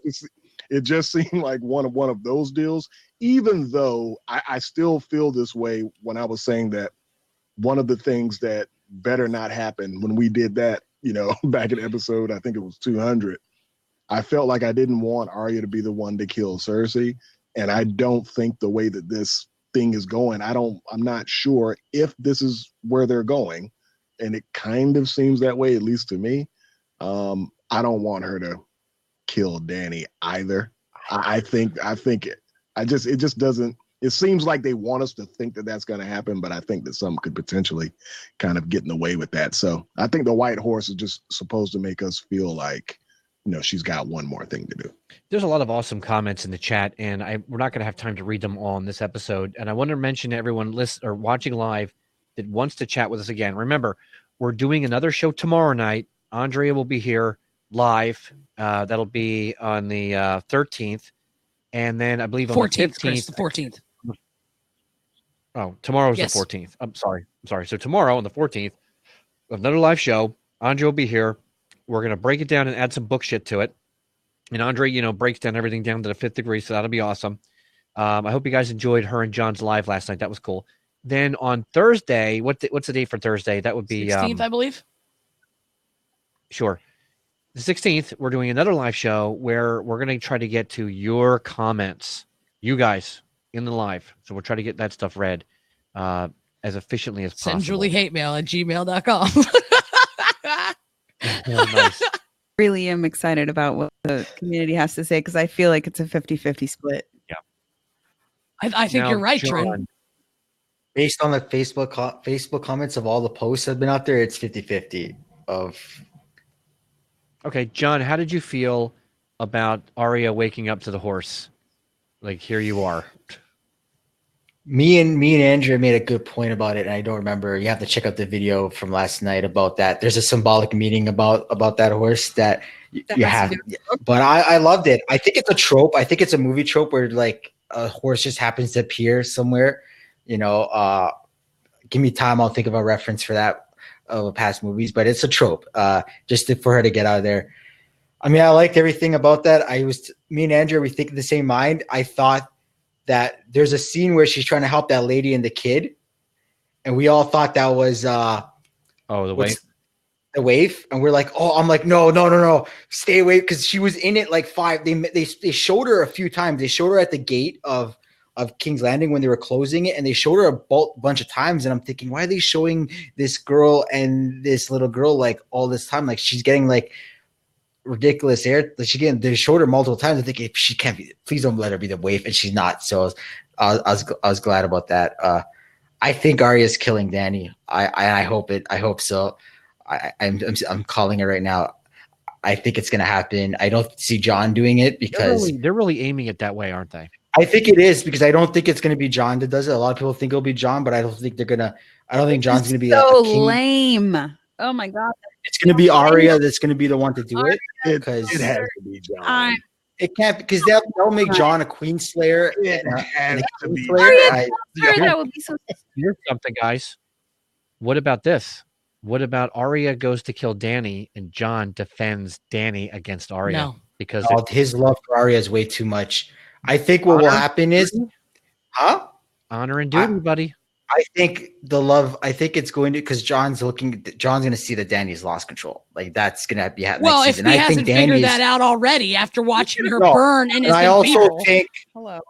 and just based on next week, I think Dany's going to try to do something to John, because now that she's gonna, like I said, she's looking for enemies. She's gonna look at John, be like, "You're the rightful heir." Especially if those ravens got out and everyone starts to know who John really is, she's gonna try to do something to John, like maybe arrest him, try to execute him, and that's gonna lead Arya to killing Dany. Oh my God! Like Ned. What if Dany? Oh yeah, like headless I already Ned. know What happens? What do you think? What do you think about this, guys? And I shouldn't be theorizing on this episode, but I'm going to. because you're so good at it. Danny flies north and burns fucking Winterfell for the rest of the way to the ground to kill Sansa. No, she's definitely going to pull Sansa out of Winterfell, though. Badges made a good point, and I agree with this. I think John will fight. Forgetting about Bronn, he's gonna be the one to do it. Oh yeah, that's 'Cause right. Everybody forgets about him. You're wondering what the fuck is Bronn gonna do. I'm just saying though, true. like, nobody's mentioning Bronn. I haven't seen anybody mention him Oh, he's online. a High Garden now, man. Everybody's forgot. hasn't gotten it No, yet. he's not. Well, He's he will. I mean, I don't know if Tyrion. We'll gets hurt, see. We'll he's see. not going to get shit. but yeah, Badger's made a good point. John will kill Grey Worm. Yes, I think that they're gonna fight because Grey Worm. He looked at he gave some angry looks at John. Grey Worm takes Okay, John. but that's not. No, John. Oh no, John takes Grey Worm. Are you crazy? Stop No way. this. No, stop this. John's way Now- better fighter than Grey Worm. Come on, now, stop Julie, this. Julie, Arya, horse scene. So go. first and foremost, I want to say this. I was fucking right about Jaime Lannister. That motherfucker wasn't going to King's Landing to kill her. I'm just going to throw that out there. Everybody laughed Yeah, at me. that's Everybody said, no, that's not true. I was right. No, I said the Except same for thing, Yardley Julie. did agree with me, and that's why I love Yardley, because Yardley and I were on the same wavelength. I'm just going to throw that out there. Second, the entire thing with Arya, from the moment that the rebels started, like that entire thing leading up to getting to the Pale Horse, which I agree was a little, what the fuck was that? Like Jesus Christ, did we just walk into Lord of the Rings? And somebody wrote this on the YouTube. There's Aragon, true. you know, like it's like exactly what it was, right? It should have been Nymeria, to be honest. That would have been even better.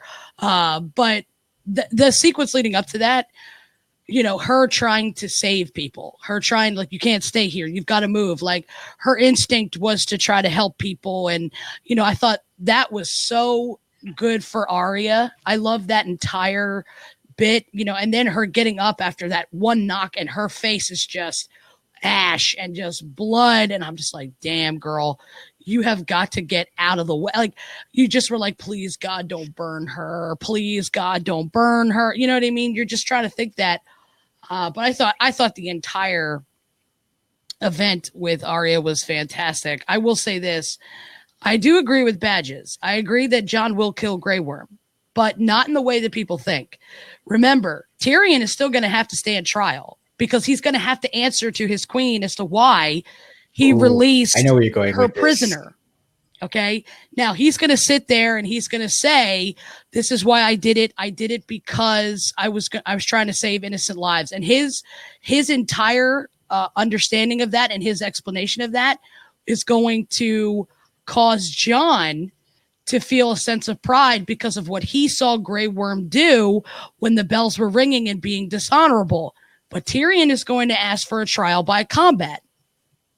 And he is going to ask for a champion. And I think Jon is going to stand in and be his champion.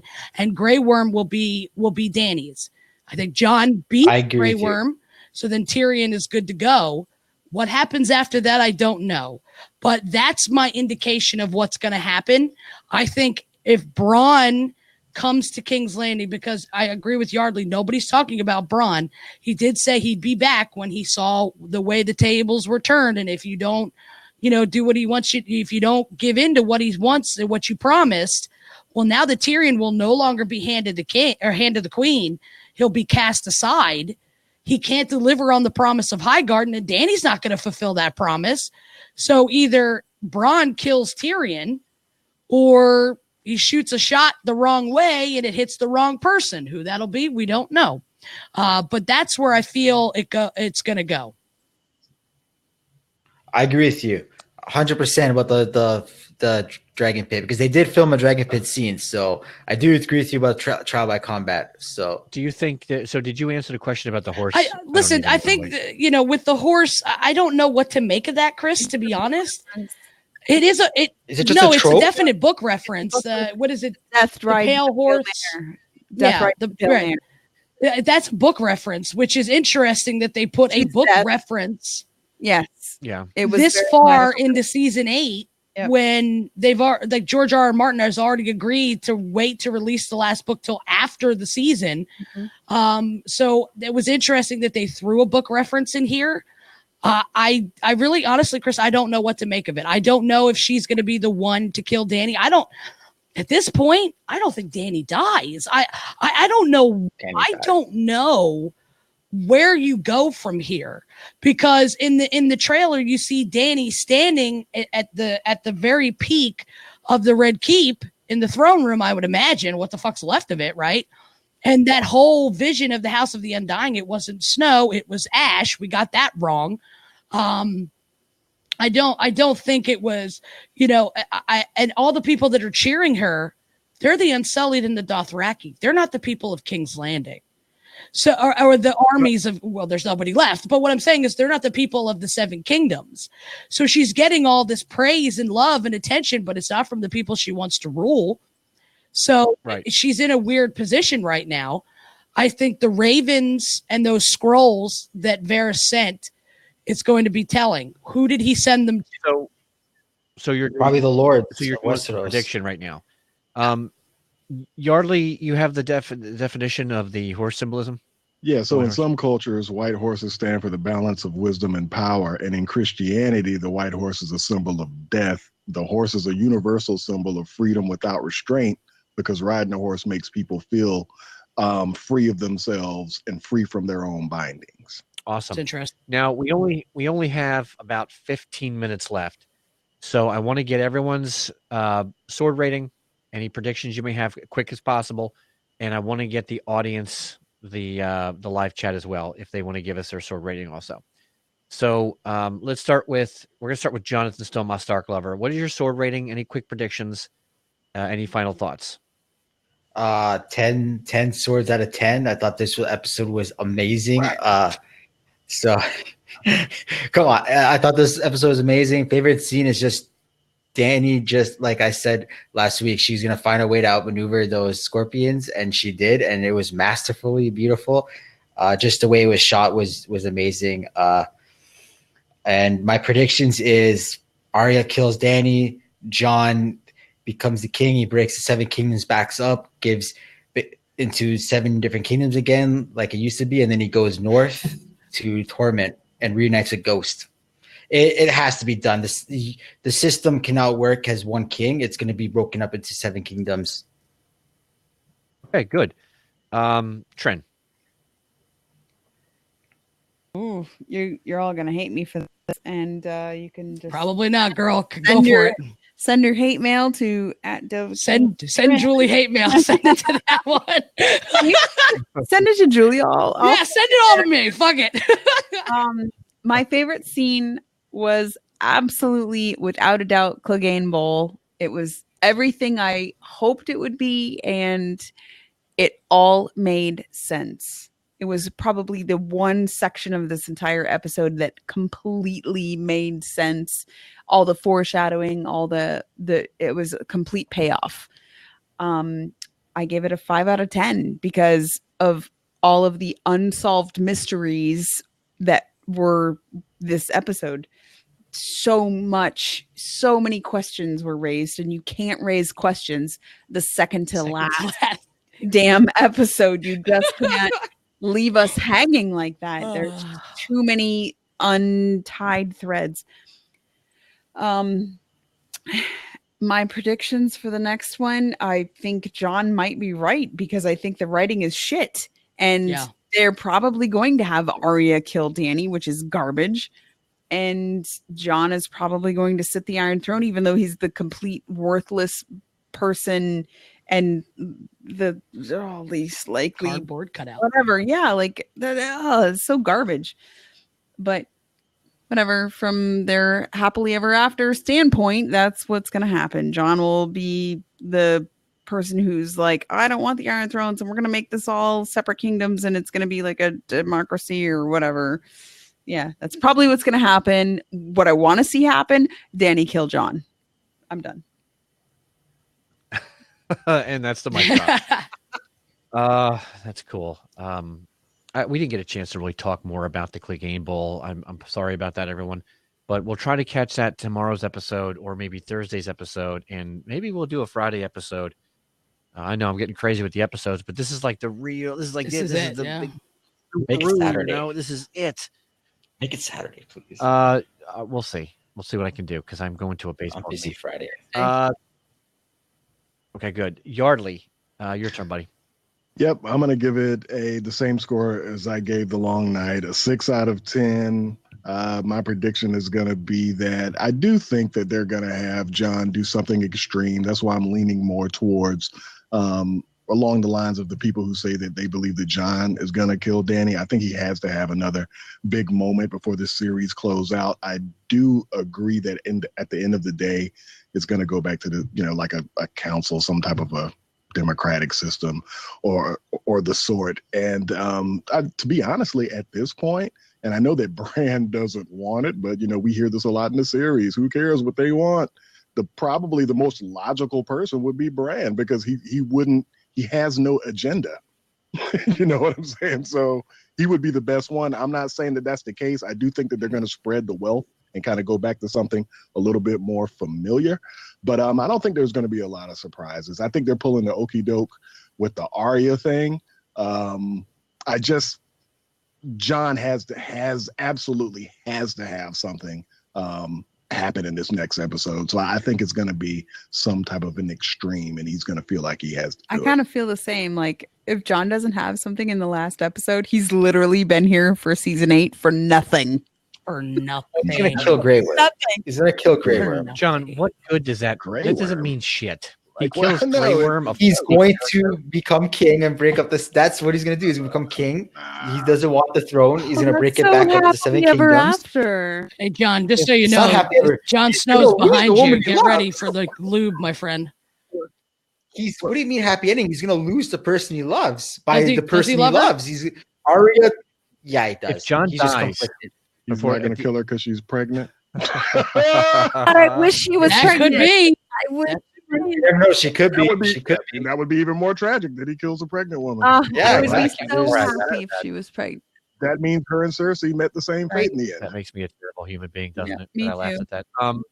John, if Jon Snow dies in the last episode, we'll do a special episode called John's Please Tears. do not put me on that episode. I'll tell you. If you don't hear it from me in a week, it's because No, John died. no, If you don't hear it from me in a week, it's why. If you're gonna We're come, doing an episode right after the episode called John's Tears. only you would do that to me. Yeah. I would just be all of us laughing. You want to see a grown man cry? Me and Trent are It's just going to be happen. there going, let the fire burn. Let the fire burn.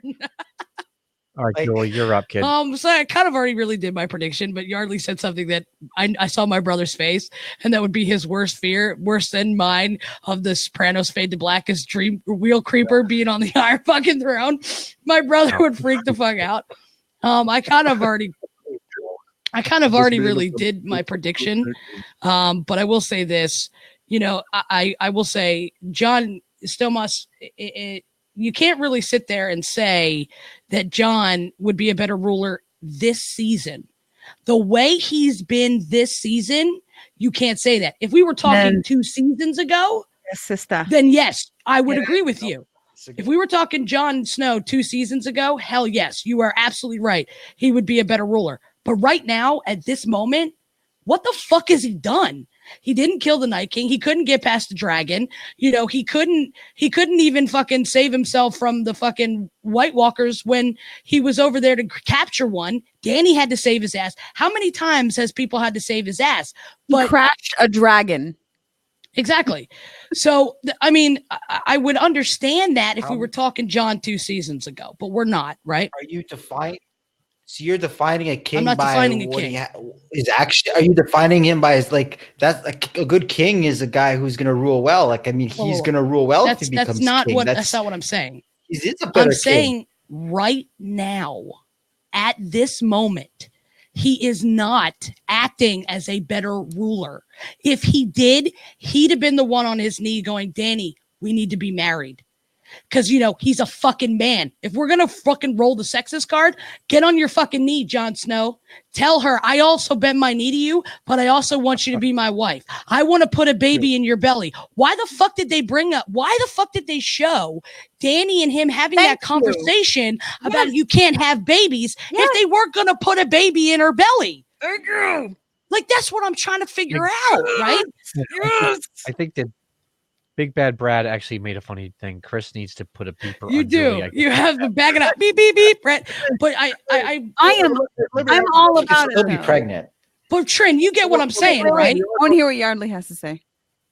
Well, I know that the baby was like the Chekhov's gun. If you put something out there, you're supposed to yeah. come back to it. But sometimes I do think that sometimes we always want to kind of pull more out of certain things. Because remember, Danny, Yeah. Pull more. something that she Really? reiterated that she couldn't have kids. So what if she was just telling? What if that's the truth though? Like, what would be wrong with that just being the truth? Well, no, I'm not saying that that's not a bad, like, it's, you know, it's not, but like, why did they bring it up? Yeah. If the dialogue was different. It wasn't just Danny, because when John tried to give Longclaw, did you just mute me? No, you're fine. You're fine. Oh. No, I was just saying we have You're 5 good, minutes. you're left. good, you're good. When John tried to give Longclaw back to Jorah, and Jorah's like, no, you keep it, and I hope it serves you and your children after yeah. you. What the fuck was that about? But he also says I think John's dialogue when he and Danny are having that conversation in the dragon pit, he also implies, well, why do you believe what some witch tells you? Like you know, I'm just saying. But anyway, it was foreshadowed for both Danny and John. For all the people who are fucking stuck on being foreshadowed. How about that? How about we foil this shit? But anyway, when have bad people in this show lied though? All the bad guys tell the truth on this show. Valid point. Yeah. But I will say So this. maybe- So I've already kind of sort of given my sort of prediction, what I think might happen. For me personally, there were too many bad things for this episode for me to go anything higher than a 4. I'm giving it 4 out of 10 because I just could not. There's a lot of stuff I couldn't get around. One of the biggest things was the fucking Cersei death scene. That's bullshit. That should have been way more epic than that. But also, I have to say my favorite scene was the Jaime and Tyrion scene in the tent. Loved it. Yeah. Okay. I think that Julie this season is my spirit animal. I just I have hope to I'm a lot of people's spirit animals. Remember, send Julie hate mail at gmail.com. Isn't this the lowest that you've given? I don't ever remember. I've never given an episode this low. any of us have ever given. I've never given one this low before. Yeah. Okay, so I'm going to do mine real quick. Sorry, Chris. And I'm not going to go. I'm not going to do predictions because we have 5 minutes, and I want to get the audience sword ratings in. And I'm going to say I'm going to give it 6. No, I'm sorry. I'm going to give it 7. I'm giving it 7 swords only because I really enjoyed how they shot it. I really enjoyed the action sequences. I really enjoyed that we got to see it from like the peasant's perspective. We got to see a lot of different, paradigms. Now, writing wise, well, I don't know, not so good. But I'm giving it a 7 only because the CGI was fantastic, except for I didn't know Dragonflare could actually explode things like that. But it's a show. It's magical. It's no worse than Star Wars, which is like a bunch of space wizards. So it was a lot of fun. I had fun with watching this episode, and because it was such an emotional roller coaster with me, that's what I was looking for. And I'm also giving it that extra sword rating because Clegane's head, Sandor, did not explode. Just so you know, Mom cried at that scene. Yeah, that was tough. Not about you, Chris. Yeah, I was like, yes, we all do this, did. please, because I want to send my brother a watermelon emoji, please, Everybody for the did. love of God. If that would have happened, this would have gotten a 4. This would've gotten a 4. 'Cause, I'm not putting. I can't do that shit It was anymore. Every badass of time I see Sandor it, Clegane, though. that's So- Badass Sandor. So that was awesome. So that being said, I just want to mention that tomorrow night we're going to be doing another podcast with Andrea around 8:30 Eastern time. I'll see if I can get Facebook worked and fixed at the same time. Also on the 16th, we're going to be doing another episode for the audience, so you guys can come in here and get your words said more than we did tonight. And maybe another bonus episode over the weekend. I don't know. I can't commit to that yet, but I really, really want to. And then, of course, we're going to record on the 20th for the last episode review. Well, we're going to review more afterwards. So after the season is over, we're still going to we're going to go back and review everything. There's a documentary. I want to see that, Trin. That too. We're going to do that too. The week after the final episode, there's like a it's gonna be full awesome. hour documentary that we should probably review as well. Oh yeah, we'll check that as well. So we're also, I want to mention that the podcast is now fixed on iTunes, Stitcher, Podbean. It's fixed everywhere. We had some issues. The podcast is fixed. Like it, share it, and help support us because we would like to continue podcasting.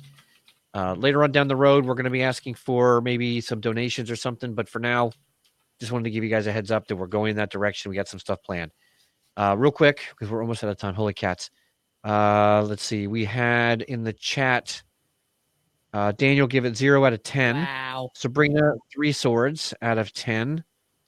Robert, I didn't get a chance to read your email. I'll try to read it on tomorrow's show. We had Andrea Triggs, 5 out of 5.